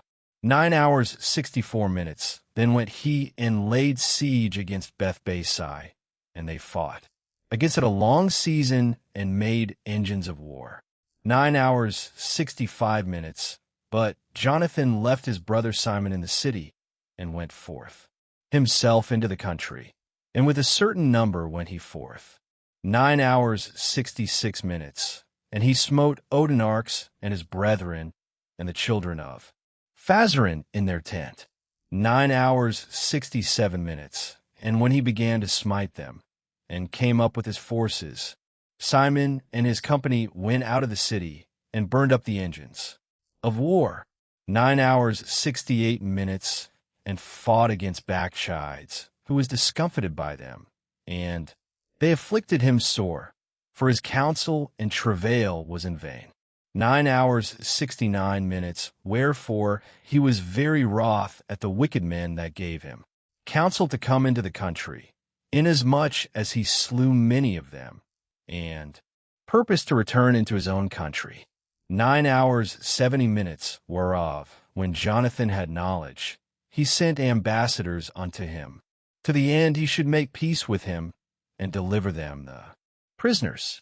9 hours 71 minutes, which thing he accepted, and did according to his demands, and swear unto him that he would never do him harm all the days of his life. 9 hours 72 minutes, when therefore he had restored unto him the prisoners that he had taken aforetime out of the land of Judea, he returned and went his way into his own land, neither came he any more into their borders. 9 hours 73 minutes, thus the sword ceased from Israel, but Jonathan dwelt at Maccabees, and began to govern the people, and he destroyed the ungodly men out of Israel. 10:1 In the 160th year Alexander, the son of Antiochus, surnamed Epiphanes, went up and took Ptolemy, for the people had received him, by means whereof he reigned there. 10:2 Now, when King Demetrius heard thereof, he gathered together an exceeding great host, and went forth against him to fight. 10:3 Moreover, Demetrius sent letters unto Jonathan with loving words, so as he magnified him. 10:4 For said he, let's first make peace with him before he join with Alexander against us. 10:5 Else he will remember all the evils that we have done against him, and against his brethren and his people. 10:6 Wherefore he gave him authority to gather together an host, and to provide weapons, that he might aid him in battle. He commanded also that the hostages that were in the tower should be delivered him. 10:7 Then came Jonathan to Jerusalem, and read the letters in the audience of all the people, and of them that were in the tower. 10:8 Who were sore afraid, when they heard that the king had given him authority to gather together an host. 10:9 Whereupon they of the tower delivered their hostages unto Jonathan, and he delivered them unto their parents. 10:10 This done, Jonathan settled himself in Jerusalem, and began to build and repair the city. 10:11 And he commanded the workmen to build the walls and the mount, shown and about with square stones for fortification, and they did so. 10:12 Then the strangers that were in the fortresses which Bacchides had built fled away. 10:13 Insomuch as every man left his place, and went into his own country. 10:14 Only at Bethsura certain of those that had forsaken the law and the commandments remained still, for it was their place of refuge. 10:15 Now, when King Alexander had heard what promises Demetrius had sent unto Jonathan, when also it was told him of the battles and noble acts which he and his brethren had done, and of the pains that they had endured. 10:16 He said, Shall we find such another man? Now, therefore we will make him our friend and confederate. 10:17 Upon this he wrote a letter, and sent it unto him according to these words, saying, 10:18 King Alexander to his brother Jonathan sendeth greeting. 10:19 We have heard of thee, that thou art a man of great power, and meet to be our friend. 10:20 Wherefore now, this day, we ordain thee to be the high priest of thy nation, and to be called the king's friend. And therewithal he sent him a purple robe and a crown of gold, and require thee to take our part, and keep friendship with us. 10:21 So in the 7th month of the 160th year, at the Feast of the Tabernacles, Jonathan put on the holy robe and gathered together forces and provided much armor. 10:22 Whereof when Demetrius heard, he was very sorry, and said, 10:23 What have we done, that Alexander hath prevented us in making amity with the Jews to strengthen himself? 10:24 I also will write unto them words of encouragement, and promise them dignities and gifts, that I may have their aid. 10:25 He sent unto them therefore to this effect, King Demetrius unto the people of the Jews sendeth greeting. 10:26 Whereas ye have kept covenants with us, and continued in our friendship, not joining yourselves with our enemies, we have heard hereof, and are glad. 10:27 Wherefore now continue ye still to be faithful unto us, and we will well recompense you for the things ye do in our behalf. 10:28 And will grant you many immunities, and give you rewards. 10:29 And now do I free you, and for your sake I release all the Jews from tributes, and from the customs of salt, and from crown taxes. 10:30 And from that which appertaineth unto me to receive for the third part, or the seed, and the half of the fruit of the trees, I release it from this day forth, so that they shall not be taken of the land of Judea, nor of the 3 governments which are added thereunto out of the country of Samaria and Galilee, from this day forth forevermore. 10:31 Let Jerusalem also be holy and free, with the borders thereof, both from tenths and tributes. 10:32 And as for the tower which is at Jerusalem, I yield up authority over it, and give it to the high priest, that he may set in it such men as he shall choose to keep it. 10:33 Moreover, I freely set at liberty every one of the Jews that were carried captives out of the land of Judea into any part of my kingdom, and I will that all my officers remit the tributes even of their cattle. 10:34 Furthermore, I will that all the feasts and Sabbaths and new moons and solemn days, and the 3 days before the feast, and the 3 days after the feast shall be all of immunity and freedom for all the Jews in my realm. 10:35 Also no man shall have authority to meddle with or to molest any of them in any matter. 10:36 I will further that there be enrolled among the king's forces about 30,000 men of the Jews, unto whom pay shall be given, as belongeth to all king's forces. 10:37 And of them some shall be placed in the king's strongholds, of whom also some shall be set over the affairs of the kingdom, which are of trust, and I will that their overseers and governors be of themselves, and that they live after their own laws, even as the king hath commanded in the land of Judea.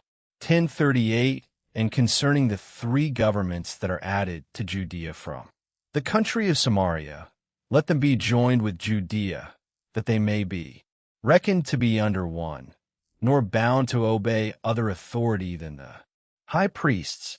1039, as for Ptolemy, and the land pertaining thereto, I give it as a free gift to the sanctuary at Jerusalem for the necessary expenses of the sanctuary. 1040, moreover, I give every year 15,000 shekels of silver out of the king's accounts from the places appertaining. 1041, and all the overplus, which the officers paid not in as in former time, from henceforth shall be given toward the works of the temple. 1042, and beside this, the 5,000 shekels of silver, which they took from the uses of the temple out of the accounts year by year, even those things shall be released, because they appertain to the priests that minister.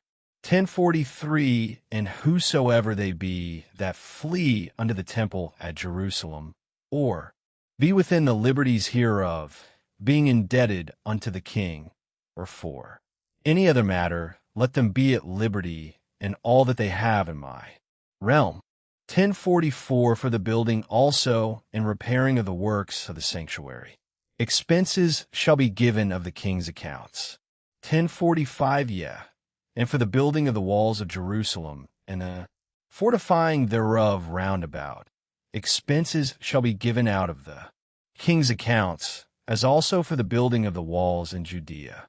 1046, now, when Jonathan and the people heard these words, they gave no credit unto them, nor received them, because they remembered the great evil that he had done in Israel, for he had afflicted them very sore. 1047, but with Alexander they were well pleased, because he was the first that entreated of true peace with them, and they were confederate with him always. 1048, then gathered King Alexander great forces and camped over against Demetrius.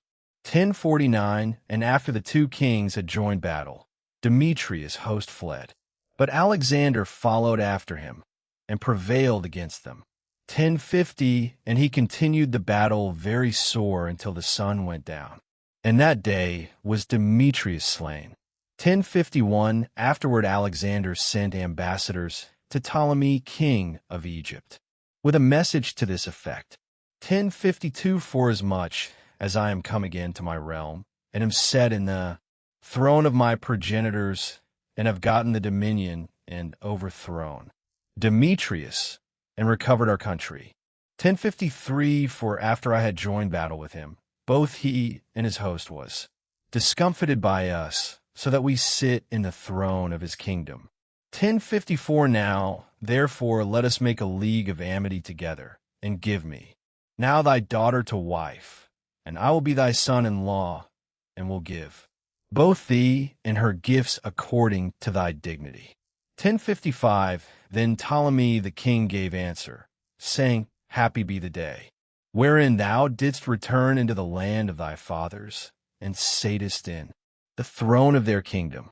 1056, and now will I do to thee, as thou hast written, meet me, therefore at Ptolemy, that we may see one another, for I will marry my daughter to thee according to thy desire.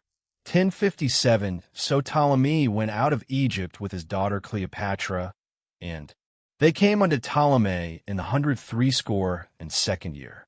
1058, where King Alexander meeting him, he gave unto him his daughter Cleopatra, and celebrated her marriage at Ptolemy with great glory, as the manner of kings is. 1059, now King Alexander had written unto Jonathan that he should come and meet him. 10 hours 60 minutes, who thereupon went honorably to Ptolemy, where he met the 2 kings, and gave them and their friends silver and gold, and many presents, and found favor in their sight. 10 hours 61 minutes, at that time certain pestilent fellows of Israel, men of a wicked life, assembled themselves against him to accuse him, but the king would not hear them. 10 hours, 62 minutes, yea, more than that. The king commanded to take off his garments and clothe him in purple. And they did so. 10 hours, 63 minutes. And he made him sit by himself, and said unto his princes, Go with him into the midst of the city, and make proclamation, that no man complain against him of any matter, and that no man trouble him for any manner of cause. 10 hours, 64 minutes now, when his accusers saw that he was honored according to the proclamation, and clothed in purple, they fled all away. 10 hours, 65 minutes. So the king honored him, and wrote him among his chief friends, and made him a duke, and partaker of his dominion. 10 hours, 66 minutes. Afterward Jonathan returned to Jerusalem with peace and gladness. 10 hours, 67 minutes. Furthermore, in the 165th year came Demetrius, son of Demetrius, out of Crete into the land of his fathers. 10 hours, 68 minutes, whereof, when King Alexander heard tell, he was right sorry, and returned into Antioch. 10 hours, 69 minutes. Then Demetrius made Apollonius the governor of Cilicia his general, who gathered together a great host, and camped in Jamnia, and sent unto Jonathan the high priest, saying, 10 hours, 70 minutes, thou alone liftest up thyself against us, and I am laughed to scorn for thy sake, and reproached. And why dost thou vaunt thy power against us in the mountains? 10 hours, 71 minutes. Now therefore, if thou trustest in thine own strength, come down to us into the plain field, and there let us try the matter together. For with me is the power of the cities. 10 hours, 72 minutes. Ask and learn who I am, and the rest that take our part, and they shall tell thee that thy foot is not able to flight in their own land. 10 hours, 73 minutes. Wherefore now thou shalt not be able to abide the horsemen, and so great a power in the plain, where is neither stone nor flint nor place to flee unto. 10 hours, 74 minutes. So when Jonathan heard these words of Apollonius, he was moved in his mind, and choosing 10,000 men, he went out of Jerusalem, where Simon his brother met him for to help him. 10 hours, 75 minutes. And he pitched his tents against Joppa, but they of Joppa shut him out of the city, because Apollonius had a garrison there. 10 hours, 76 minutes. Then Jonathan laid siege unto it, whereupon they of the city let him in for fear. And so Jonathan won Joppa. 10 hours, 77 minutes, whereof, when Apollonius heard, he took 3,000 horsemen, with a great host of foemen, and went to Azotus as one that journeyed, and therewithal drew him forth into the plain, because he had a great number of horsemen, in whom he put his trust. 10 hours, 78 minutes. Then Jonathan followed after him to Azotus, where the armies joined battle. 10 hours, 79 minutes. Now Apollonius had left 1,000 horsemen in ambush. 10 hours, 80 minutes. And Jonathan knew that there was an ambushment behind him, for they had compassed in his host, and cast darts at the people from morning till evening. 10 hours, 81 minutes. But the people stood still, as Jonathan had commanded them, and so the enemy's horses retired. 10 hours, 82 minutes. Then brought Simon forth his host, and set them against the foemen, for the horsemen were spent, who were discomfited by him, and fled. 10 hours, 83 minutes. The horsemen also, being scattered in the field, fled to Azotus, and went into Beth-dagon, their idol's temple, for safety. 10 hours, 84 minutes. But Jonathan set fire on Azotus, and the cities round about it, and took their spoils, and the temple of Dagon, with them that were fled into it, he burned with fire. 10 hours 85 minutes. Thus there were burned and slain with the sword well nigh 8,000 men. 10 hours 86 minutes. And from thence Jonathan removed his host and camped against Ascalon, where the men of the city came forth and met him with great pomp. 10 hours 87 minutes. After this returned Jonathan and his host unto Jerusalem, having many spoils. 10 hours 88 minutes. Now, when King Alexander heard these things, he honored Jonathan yet more. 10 hours 89 minutes, and sent him a buckle of gold, as the use is to be given to such as are of the king's blood. He gave him also Acheron with the borders thereof in possession. 11:1. And the king of Egypt gathered together a great host, like the sand that leath upon the seashore, and many ships, and went about through deceit to get Alexander's kingdom, and join it to his own. 11:2. Whereupon he took his journey into Syria in peaceable manner, so as they of the cities opened unto him, and met him, for King Alexander had commanded them so to do, because he was his brother-in-law. 11:3. Now, as Ptolemy entered into the cities, he set in every one of them a garrison of soldiers to keep it. 11:4. And when he came near to Azotus, they shewed him the temple of Dagon that was burnt, and Azotus and the suburbs thereof that were destroyed, and the bodies that were cast abroad, and them that he had burnt in the battle, for they had made heaps of them by the way where he should pass. 11:5. Also they told the king whatsoever Jonathan had done, to the intent he might blame him, but the king held his peace.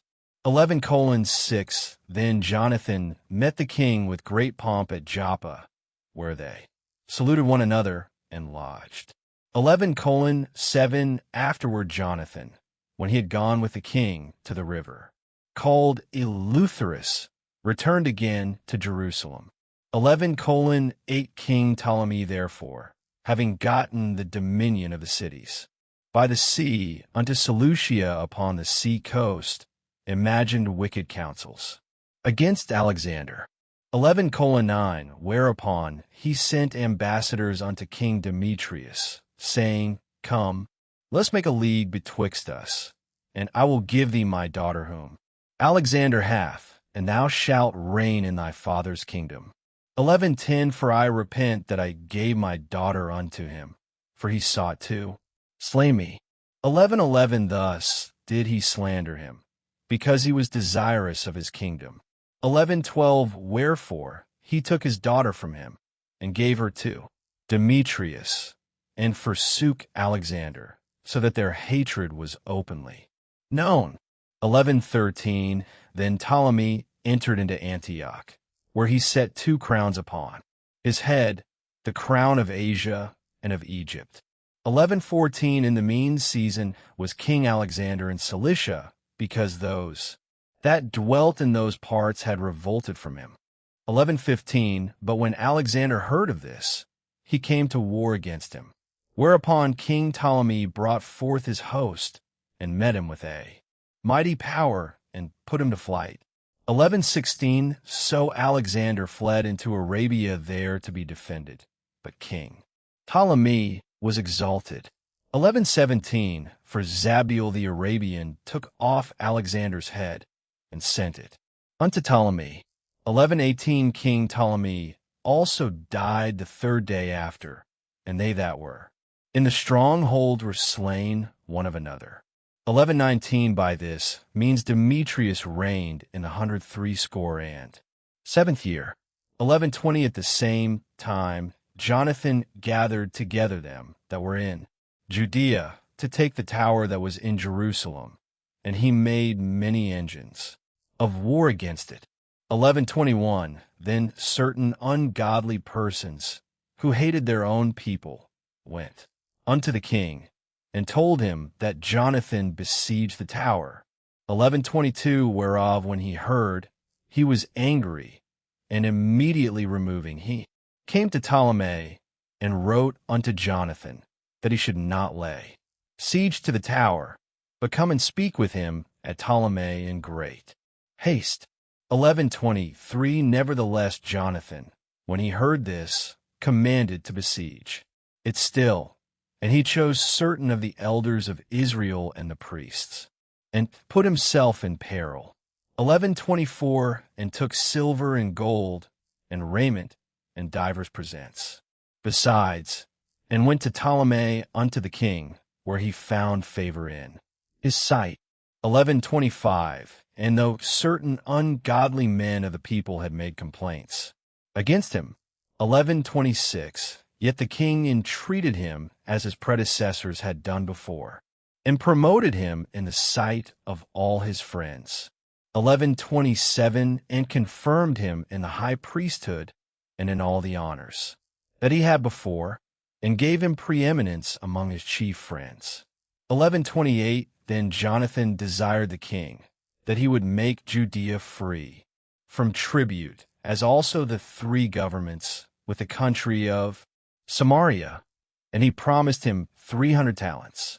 1129 So the king consented, and wrote letters unto Jonathan of all these things after this manner. 1130 King Demetrius unto his brother Jonathan, and unto the nation of the Jews, sendeth greeting.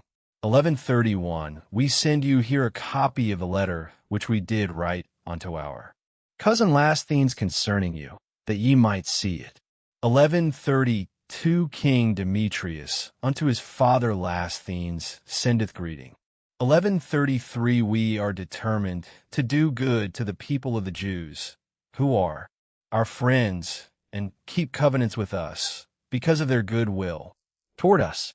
1134 Wherefore we have ratified unto them the borders of Judea, with the three governments of Apharima and Lydda and Ramathim, that are added unto Judea from the country of Samaria, and all things appertaining unto them, for all such as do sacrifice in Jerusalem, instead of the payments which the king received of them yearly, aforetime out of the fruits of the earth and of trees.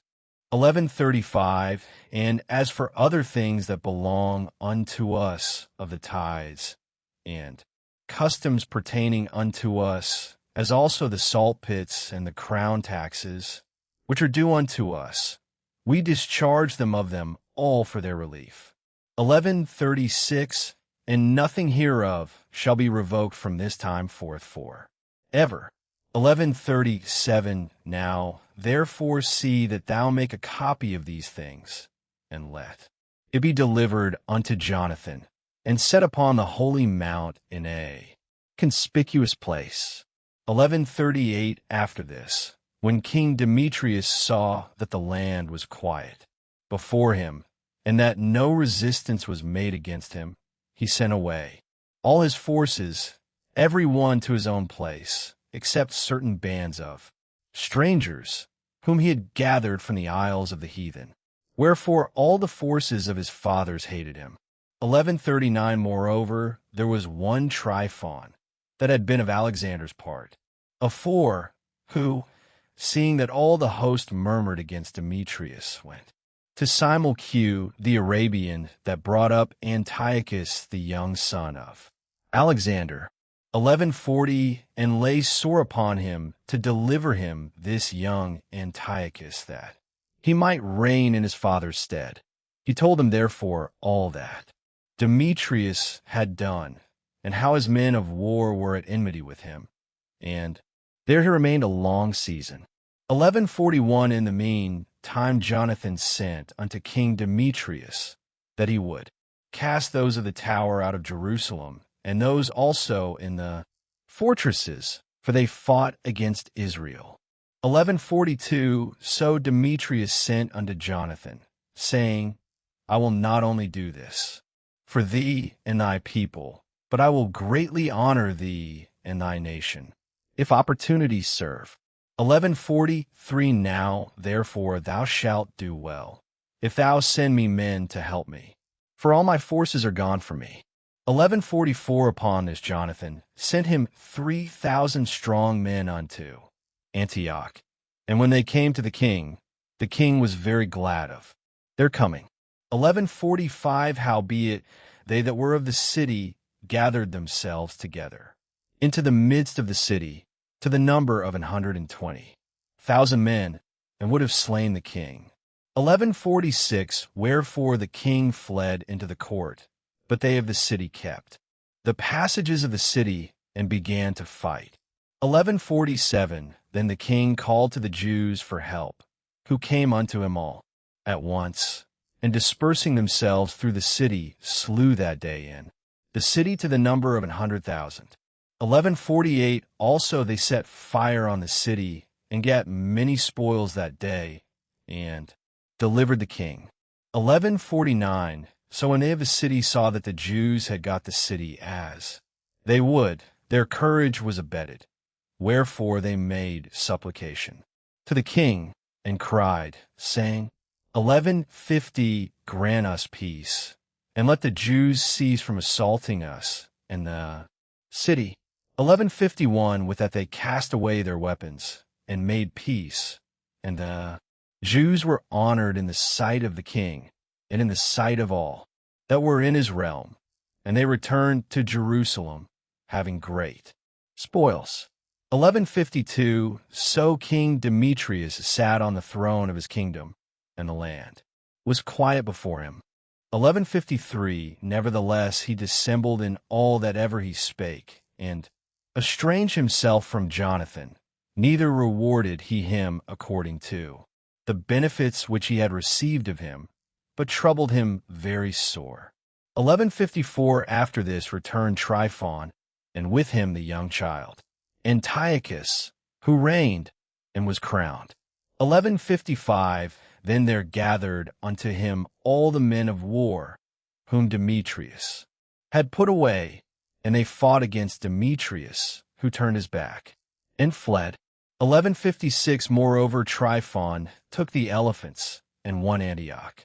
1157 At that time young Antiochus wrote unto Jonathan, saying, I confirm thee in the high priesthood, and appoint thee ruler over for governments, and to be one of the king's friends.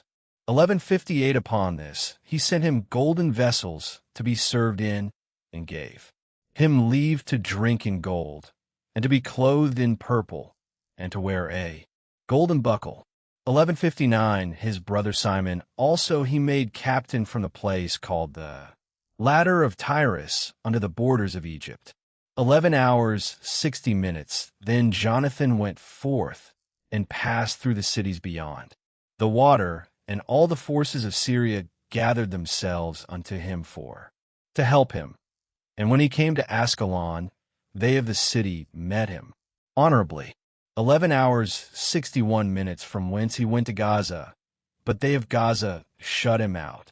Wherefore he laid siege unto it, and burned the suburbs thereof with fire, and spoiled them. 11 hours 62 minutes afterward, when they of Gaza made supplication unto Jonathan, he made peace with them, and took the sons of their chief men for hostages, and sent them to Jerusalem, and passed through the country unto Damascus. 11 hours 63 minutes Now, when Jonathan heard that Demetrius' princes were come to Cades, which is in Galilee, with a great power, purposing to remove him out of the country, 11 hours 64 minutes he went to meet them, and left Simon his brother in the country. 11 hours 65 minutes Then Simon encamped against Bethsura, and fought against it a long season, and shut it up. 11 hours 66 minutes But they desired to have peace with him, which he granted them, and then put them out from thence, and took the city, and set a garrison in it. 11 hours 67 minutes As for Jonathan and his host, they pitched at the water of Genesar, from whence betimes in the morning they gat them to the plain of Nasar. 11 hours 68 minutes And behold, the host of strangers met them in the plain, who having laid men in ambush for him in the mountains, came themselves over against him. 11 hours, 69 minutes. So when they that lay in ambush rose out of their places and joined battle, all that were of Jonathan's side fled. 11 hours, 70 minutes, insomuch as there was not one of them left, except Mattathias the son of Absalom, and Judas the son of Calphi, the captains of the host. 11 hours, 71 minutes. Then Jonathan rent his clothes and cast earth upon his head and prayed. 11 hours, 72 minutes afterwards, turning again to battle, he put them to flight, and so they ran away. 11 hours, 73 minutes. Now, when his own men that were fled saw this, they turned again unto him, and with him pursued them to Cades, even unto their own tents, and there they camped. 11 hours, 74 minutes. So there were slain of the heathen that day about 3,000 men, but Jonathan returned to Jerusalem. 12:1 Now, when Jonathan saw that time served him, he chose certain men and sent them to Rome for to confirm and renew the friendship that they had with them. 12:2 He sent letters also to the Lacedaemonians and to other places for the same purpose. 12:3 So they went unto Rome and entered into the Senate and said, Jonathan the high priest and the people of the Jews sent us unto you to the end ye should renew the friendship which ye had with them, and league as in former time. 12:4 Upon this the Romans gave them letters unto the governors of every place that they should bring them into the land of Judea peaceably. 12:5 And this is the copy of the letters which Jonathan wrote to the Lacedaemonians. 12:6 Jonathan the high priest and the elders of the nation, and the priests and the other of the Jews, unto the Lacedaemonians there. Brethren, send greeting.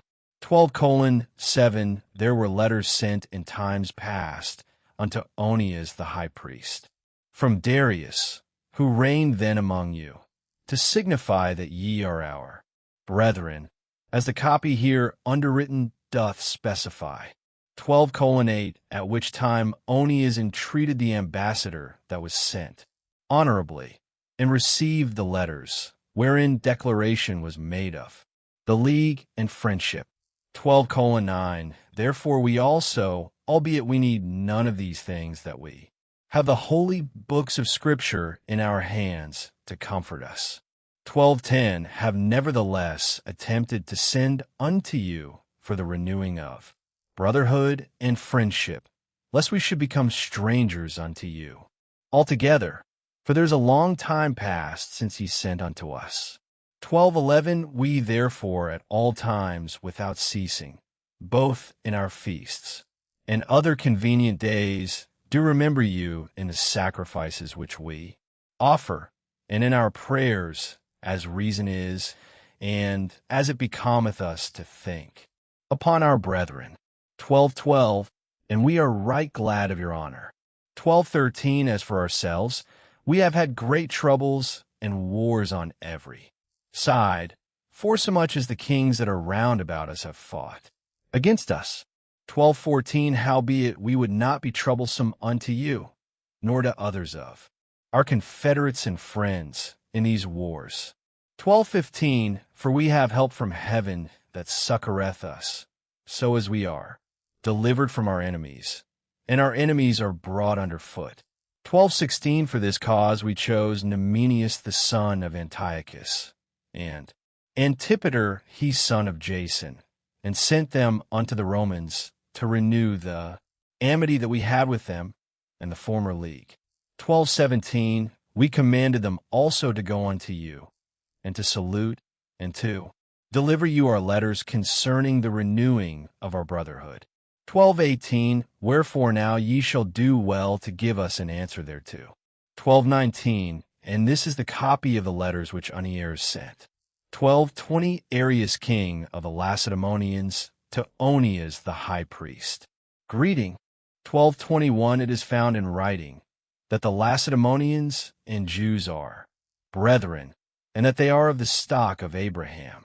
1222 Now, therefore, since this is come to our knowledge, ye shall do well to write unto us of your prosperity. 1223 We do write back again to you, that your cattle and goods are ours, and ours are yours. We do command, therefore, our ambassadors to make report unto you on this wise.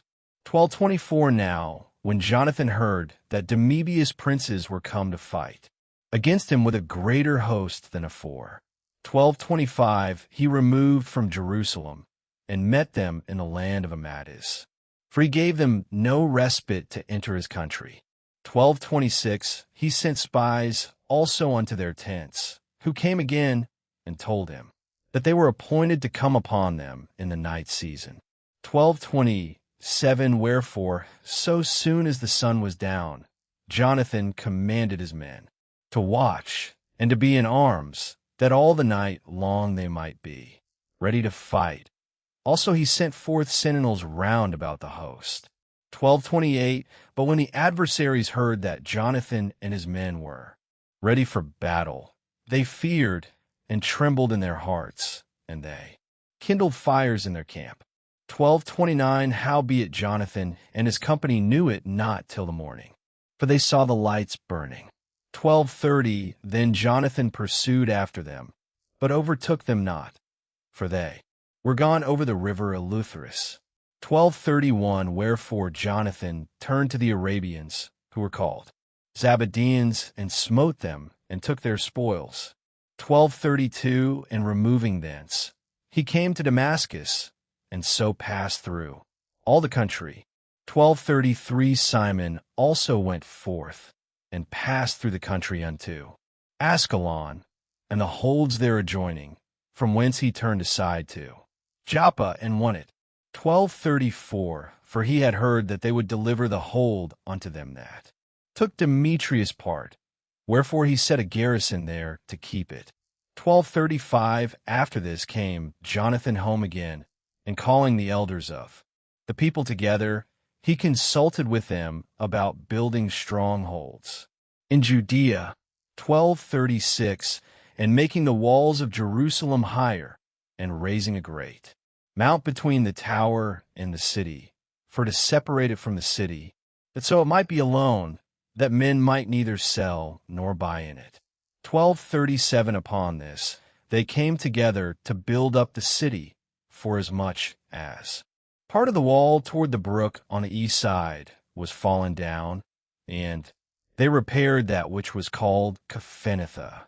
1238 Simon also set up Adida in Sapphila, and made it strong with gates and bars.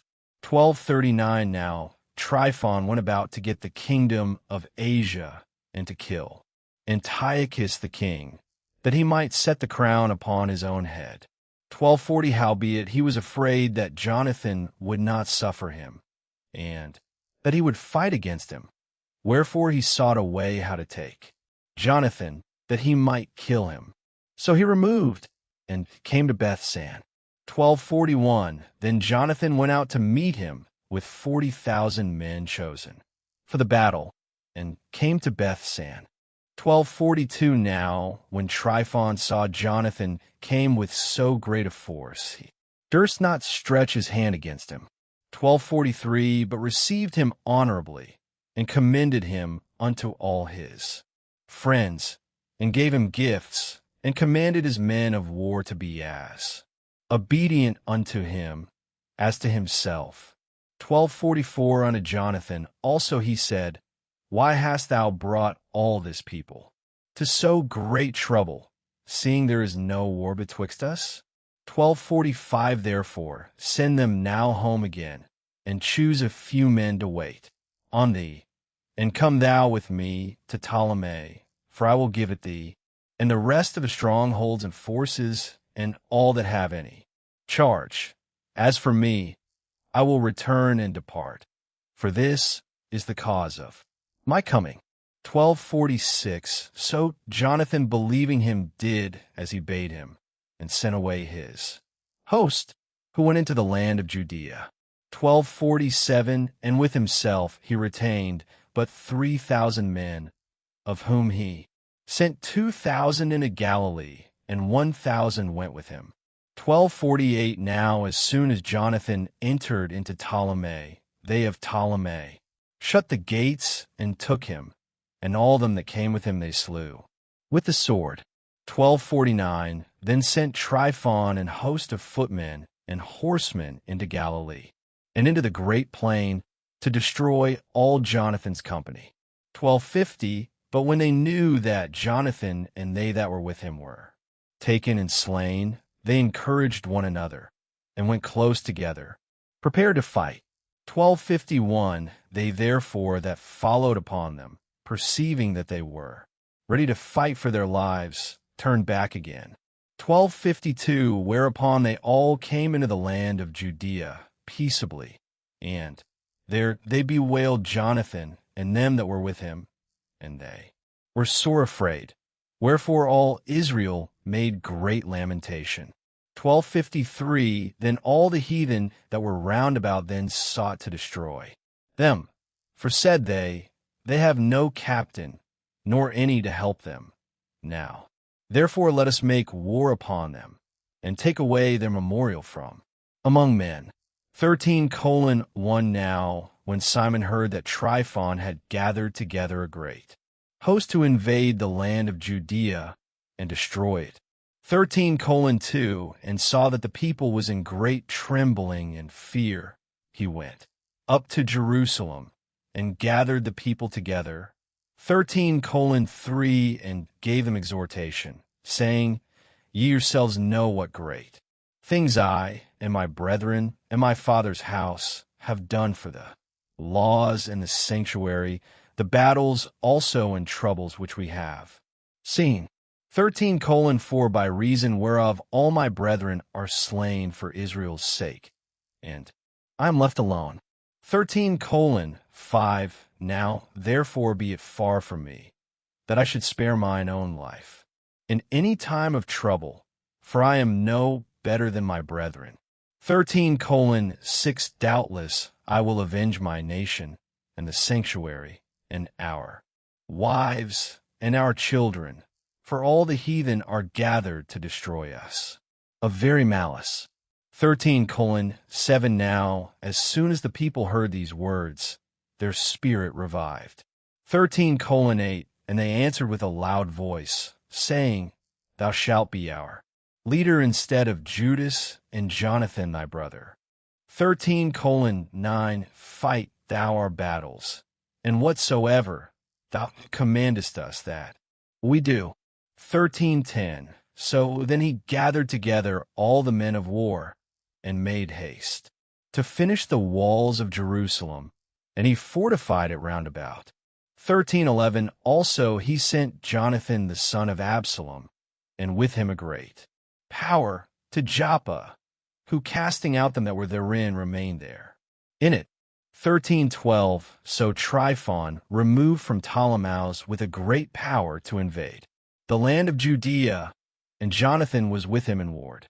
13:13, but Simon pitched his tents at Adada, over against the plain. 13:14, now, when Tryphon knew that Simon was risen up instead of his brother Jonathan, and meant to join battle with him, he sent messengers unto him, saying, 13:15, whereas we have Jonathan thy brother in hold, it is for money, that he is owing unto the king's treasure, concerning the business that was committed unto him. 13:16, wherefore now send 100 talents of silver, and 2 of his sons for hostages, that when he is at liberty he may not revolt from us, and we will let him go. 13:17, hereupon Simon, albeit he perceived that they spake deceitfully unto him, yet sent he the money and the children, lest peradventure he should procure to himself great hatred of the people. 13:18, who might have said, because I sent him not the money and the children, therefore is Jonathan dead. 13:19. So he sent them the children and the 100 talents. Howbeit, Tryphon dissembled, neither would he let Jonathan go. 13:20. And after this came Tryphon to invade the land, and destroy it, going round about by the way that leadeth unto Adora. But Simon and his host marched against him in every place, wheresoever he went. 13:21. Now they that were in the tower sent messengers unto Tryphon, to the end that he should hasten his coming unto them by the wilderness, and send them victuals. 13:22. Wherefore Tryphon made ready all his horsemen to come that night. But there fell a very great snow, by reason whereof he came not. So he departed, and came into the country of Galad. 13:23. And when he came near to Bascama, he slew Jonathan, who was buried there. 13:24. Afterward Tryphon returned, and went into his own land. 13:25. Then sent Simon, and took the bones of Jonathan his brother, and buried them in Modin, the city of his fathers. 13:26. And all Israel made great lamentation for him, and bewailed him many days. 13:27. Simon also built a monument upon the sepulchre of his father and his brethren, and raised it aloft to the site, with hewn stone behind and before. 13:28. Moreover, he set up 7 pyramids, one against another, for his father and his mother and his 4 brethren. 13:29. And in these he made cunning devices, about the which he set great pillars, and upon the pillars he made all their armor for a perpetual memory, and by the armor ships carved, that they might be seen of all that sail on the sea. 13:30. This is the sepulchre which he made at Modin. It standeth yet unto this day. 13:31. Now Tryphon dealt deceitfully with the young king Antiochus, and slew him. 13:32. And he reigned in his stead, and crowned himself king of Asia, and brought a great calamity upon the land. 13:33. Then Simon built up the strongholds in Judea, and fenced them about with high towers, and great walls, and gates, and bars, and laid up victuals therein. 13:34. Moreover, Simon chose men, and sent to King Demetrius, to the end he should give the land in immunity, because all that Tryphon did was to spoil. 13:35. Unto whom King Demetrius answered and wrote after this manner. 13:36. King Demetrius unto Simon the high priest and friend of kings, as also unto the elders and nation of the Jews, sendeth greeting. 13:37. The golden crown and the scarlet robe, which ye sent unto us, we have received, and we are ready to make a steadfast peace with you. And to write unto our officers, to confirm the immunities which we have granted. 13:38. And whatsoever covenants we have made with you shall stand, and the strongholds which ye have builded shall be your own. 13:39. As for any oversight or fault committed unto this day, we forgive it, and the crown tax also, which ye owe us. And if there were any other tribute paid in Jerusalem, it shall no more be paid. 13:40. And look who are meet among you to be in our court. Let them be enrolled, and let there be peace betwixt us. 13:41. Thus the yoke of the heathen was taken away from Israel in the 170th year. 13:42. Then the people of Israel began to write in their instruments and contracts in the first year of Simon the high priest, the governor, and leader of the Jews. 13:43. In those days Simon camped against Gaza and besieged it round about. He made also an engine of war, and set it by the city, and battered a certain tower, and took it. 13:44. And they that were in the engine leaped into the city, whereupon there was a great uproar in the city. 1345, insomuch as the people of the city rent their clothes, and climbed upon the walls with their wives and children, and cried with a loud voice, beseeching Simon to grant them peace. 1346, and they said, Deal not with us according to our wickedness, but according to thy mercy. 1347, so Simon was appeased toward them, and fought no more against them, but put them out of the city, and cleansed the houses wherein the idols were, and so entered into it with songs and thanksgiving. 1348, he put all uncleanness out of it, and placed such men there as would keep the law, and made it stronger than it was before, and built therein a dwelling place for himself. 1349, they also of the tower in Jerusalem were kept so strait, that they could neither come forth, nor go into the country, nor buy, nor sell. Wherefore they were in great distress for want of victuals, and a great number of them perished through famine. 1350, then cried they to Simon, beseeching him to be at one with them, which thing he granted them. And when he had put them out from thence, he cleansed the tower from pollutions. 1351, and entered into it the 23 day of the second month in 170 and first year, with thanksgiving and branches of palm trees, and with harps and cymbals, and with viols, and hymns and songs, because there was destroyed a great enemy out of Israel. 1352, he ordained also that that day should be kept every year with gladness. Moreover, the hill of the temple that was by the tower he made stronger than it was, and there he dwelt himself with his company. 1353, and when Simon saw that John his son was a valiant man, he made him captain of all the hosts, and he dwelt in Gazara. 14-1 now, in the 163 year, King Demetrius gathered his forces together, and went into Media to get him help to fight against Tryphon. 14:2, but when Artaxerxes, the king of Persia and Media, heard that Demetrius was entered within his borders, he sent one of his princes to take him alive. 14:3, who went and smote the host of Demetrius, and took him, and brought him to Artaxerxes, by whom he was put in ward. 14:4, as for the land of Judea, that was quiet all the days of Simon, for he sought the good of his nation in such wise, as that evermore his authority and honor pleased them well. 14:5, and as he was honorable in all his acts, so in this, that he took Joppa for an haven, and made an entrance to the isles of the sea. 14:6, and enlarged the bounds of his nation, and recovered the country.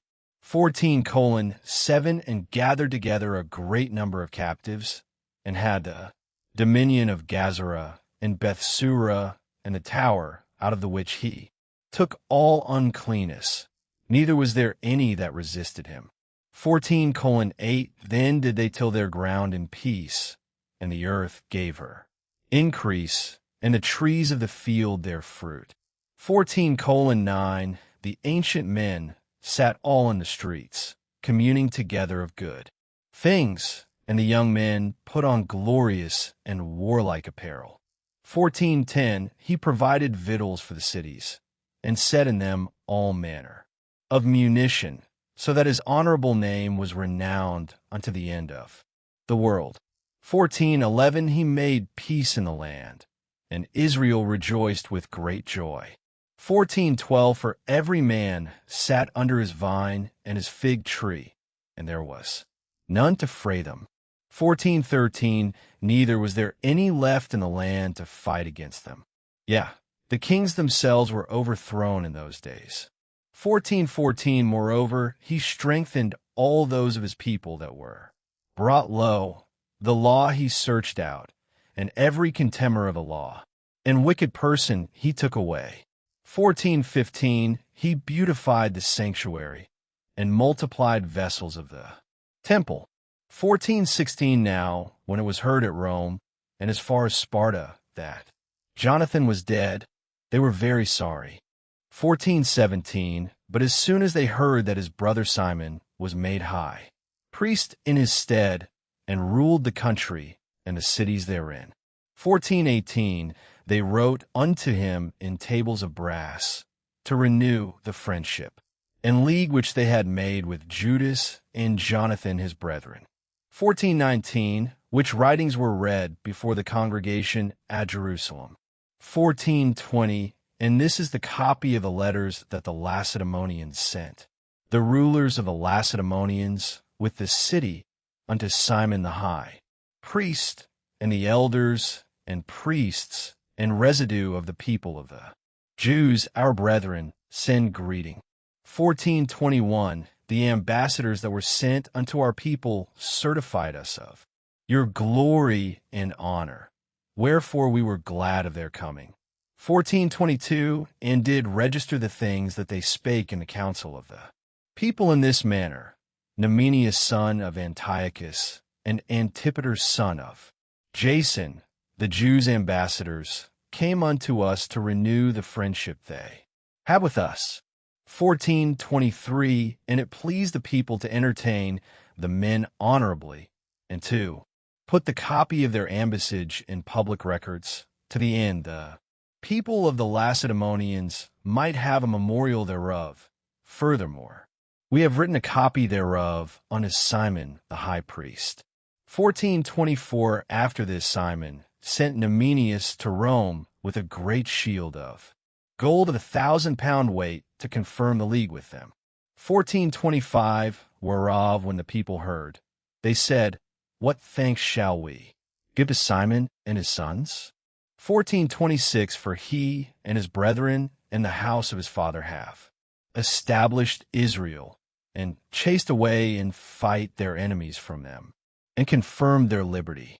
1427, so then they wrote it in tables of brass, which they set upon pillars in Mount Shaun, and this is the copy of the writing. The 18th day of the month Elul, in 163 year, being the 3rd year of Simon the high priest. 1428, at Saramel, in the great congregation of the priests and people, and rulers of the nation, and elders of the country, were these things notified unto us. 1429, forasmuch as oftentimes there have been wars in the country, wherein for the maintenance of their sanctuary and the law, Simon the son of Mattathias, of the posterity of Jerib, together with his brethren, put themselves in jeopardy, and resisting the enemies of their nation, did their nation great honor. 1430, for after that Jonathan, having gathered his nation together, and been their high priest, was added to his people. 1431, their enemies prepared to invade their country, that they might destroy it, and lay hands on the sanctuary. 1432, at which time Simon rose up and fought for his nation, and spent much of his own substance, and armed the valiant men of his nation, and gave them wages. 1433, and fortified the cities of Judea, together with Bethsura, that lieth upon the borders of Judea, where the armor of the enemies had been before, but he set a garrison of Jews there. 1434, moreover, he fortified Joppa, which lieth upon the sea, and Gazara, that bordereth upon Azotus, where the enemies had dwelt before. But he placed Jews there, and furnished them with all things convenient, for the reparation thereof. 1435, the people therefore, seeing the acts of Simon, and unto what glory he thought to bring his nation, made him their governor and chief priest, because he had done all these things, and for the justice and faith which he kept to his nation, and for that he sought by all means to exalt his people. 1436, for in his time things prospered in his hands, so that the heathen were taken out of their country, and they also that were in the city of David in Jerusalem, who had made themselves a tower, out of which they issued and polluted all about the sanctuary, and did much hurt in the holy place. 1437, but he placed Jews therein, and fortified it for the safety of the country and the city, and raised up the walls of Jerusalem. 1438, King Demetrius also confirmed him in the high priesthood, according to those things. 1439, and made him one of his friends, and honored him with great honor. 1440, for he had heard say that the Romans had called the Jews there friends and confederates and brethren, and that they had entertained the ambassadors of Simon honorably. 1441, also that the Jews and priests were well pleased that Simon should be their governor and high priest forever, until there should arise a faithful prophet. 1442, moreover, that he should be their captain, and should take charge of the sanctuary, to set them over their works, and over the country, and over the armor, and over the fortresses, that, I say, he should take charge of the sanctuary. 1443, beside this, that he should be obeyed of every man, and that all the writings in the country should be made in his name, and that he should be clothed in purple, and wear gold. 1444, also that it should be lawful for none of the people or priests to break any of these things, or to gainsay his words, or to gather in assembly in the country without him, or to be clothed in purple, or wear a buckle of gold. 1445, and whosoever should do otherwise, or break any of these things, he should be punished. 1446, thus it liked all the people to deal with Simon, and to do as hath been said. 1447, then Simon accepted hereof, and was well pleased to be high priest, and captain and governor of the Jews and priests, and to defend them all. 1448, so they commanded that this writing should be put in tables of brass, and that they should be set up within the compass of the sanctuary in a conspicuous place. 1449, also that the copies thereof should be laid up in the treasury, to the end that Simon and his sons might have them. 15:1, moreover, Antiochus son of Demetrius the king sent letters from the isles of the sea unto Simon the priest and prince of the Jews, and to all the people. 15:2, the contents whereof were these: King Antiochus to Simon the high priest and prince of his nation, and to the people of the Jews, greeting. 15:3, forasmuch as certain pestilent men have usurped the kingdom of our fathers, and my purpose is to challenge it again, that I may restore it to the old estate, and to that end have gathered a multitude of foreign soldiers together, and prepared ships of war. 15:4, my meaning also being to go through the country, that I may be avenged of them that have destroyed it, and made many cities in the kingdom desolate. 15:5, now, therefore, I confirm unto thee all the oblations which the kings before me granted thee, and whatsoever gifts besides they granted. 15:6, I give thee leave also to coin money for thy country with thine own stamp.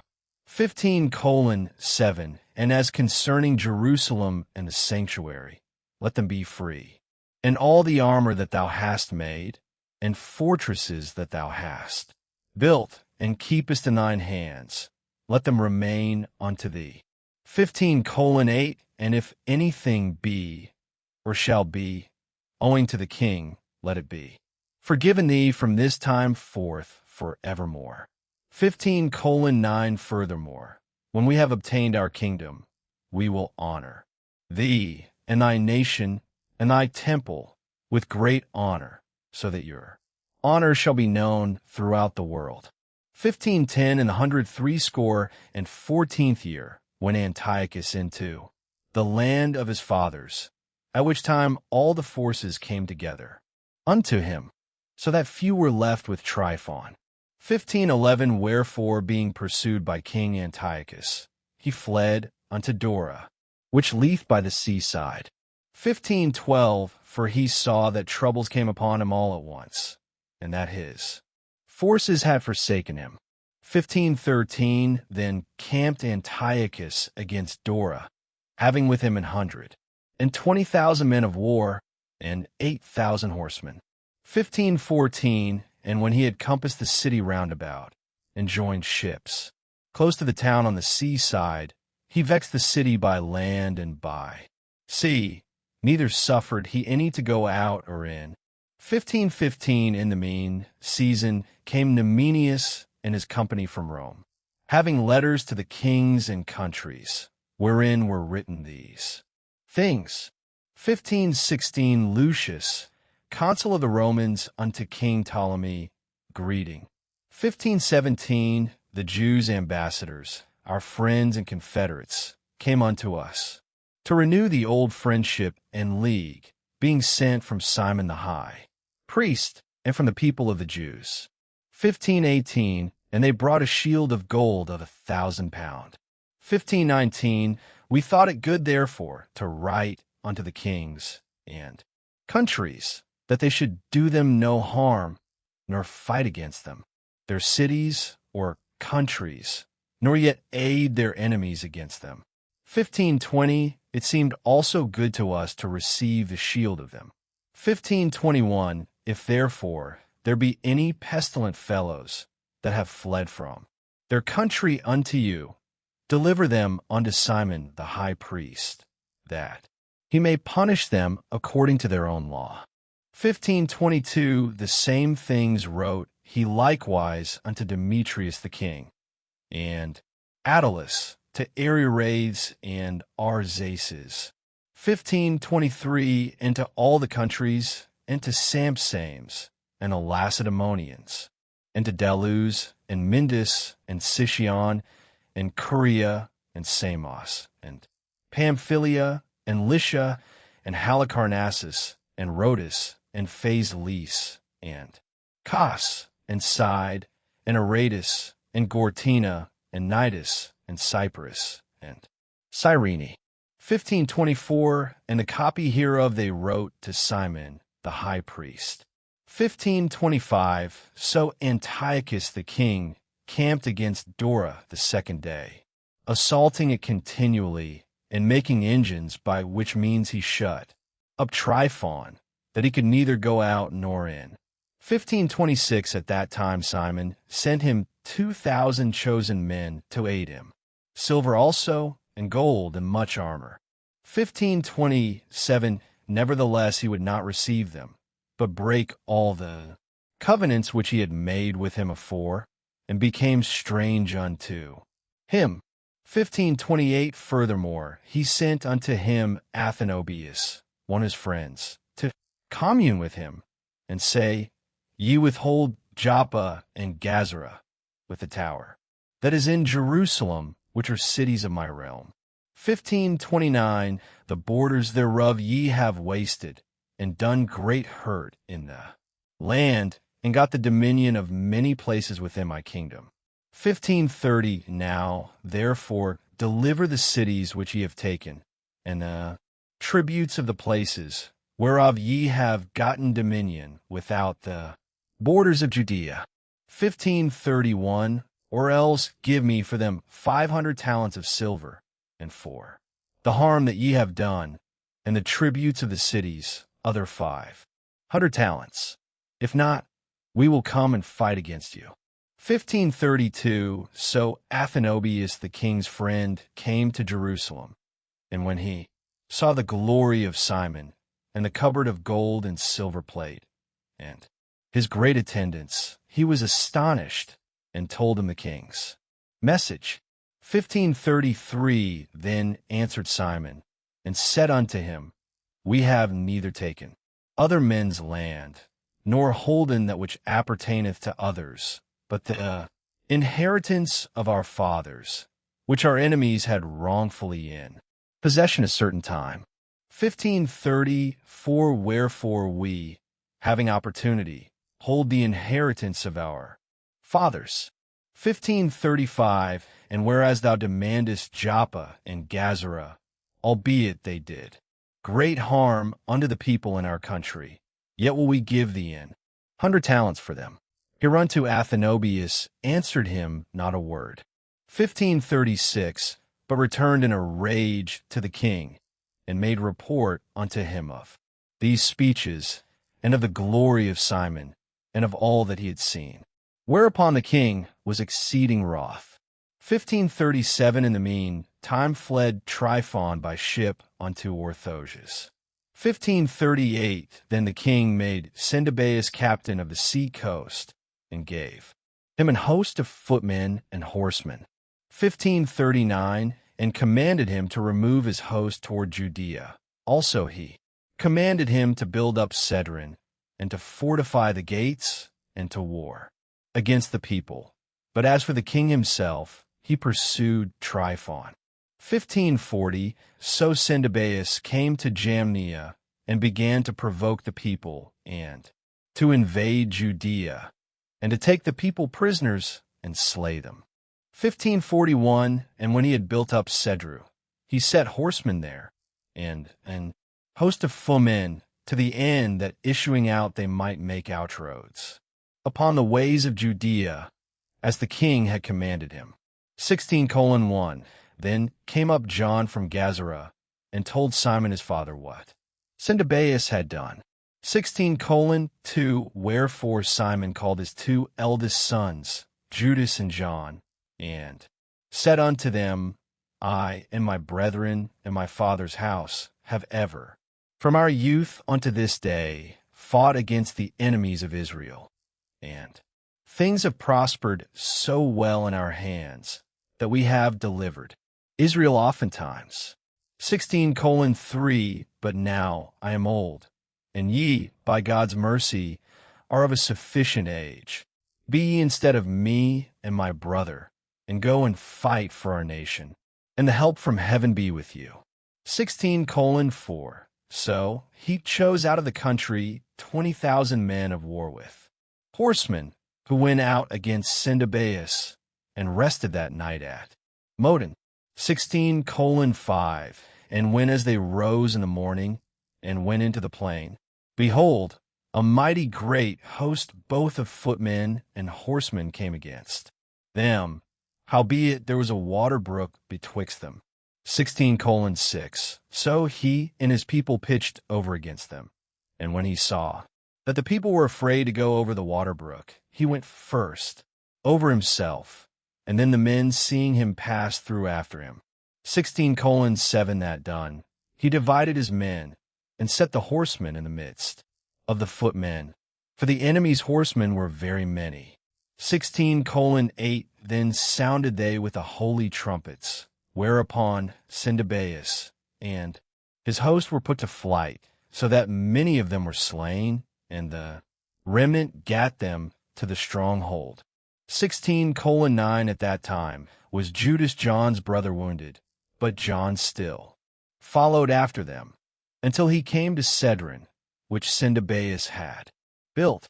16:10, so they fled, even unto the towers in the fields of Azotus. Wherefore he burned it with fire, so that there were slain of them about 2,000 men.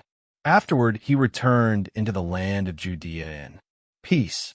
16:11, moreover, in the plain of Jericho was Ptolemeus the son of Abubus, made captain, and he had abundance of silver and gold.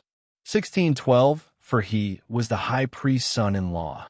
16:13, wherefore his heart being lifted up, he thought to get the country to himself, and thereupon consulted deceitfully against Simon and his sons to destroy them. 16:14, now Simon was visiting the cities that were in the country, and taking care for the good ordering of them, at which time he came down himself to Jericho with his sons Mattathias and Judas in the 117th year, in the 11th month, called Sabbath. 1615, were the son of Abubus receiving them deceitfully into a little hold called Docus, which he had built, made them a great banquet. Howbeit he had hid men there.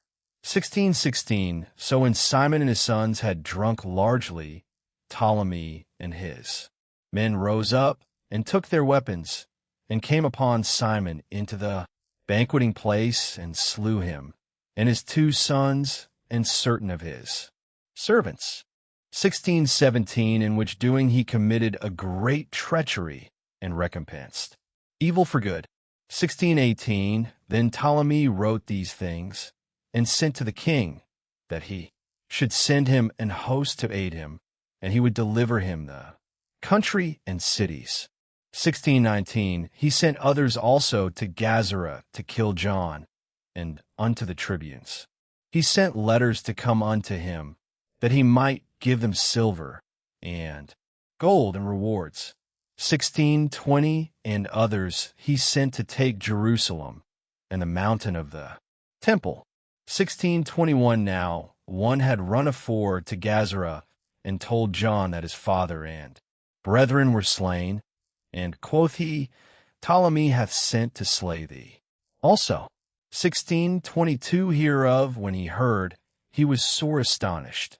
So he laid hands on them that were come to destroy him, and slew them, for he knew that they sought to make him away. 1623, as concerning the rest of the acts of John, and his wars, and worthy deeds which he did, and the building of the walls which he made, and his doings. 1624, behold, these are written in the chronicles of his priesthood, from the time he was made high priest after his father.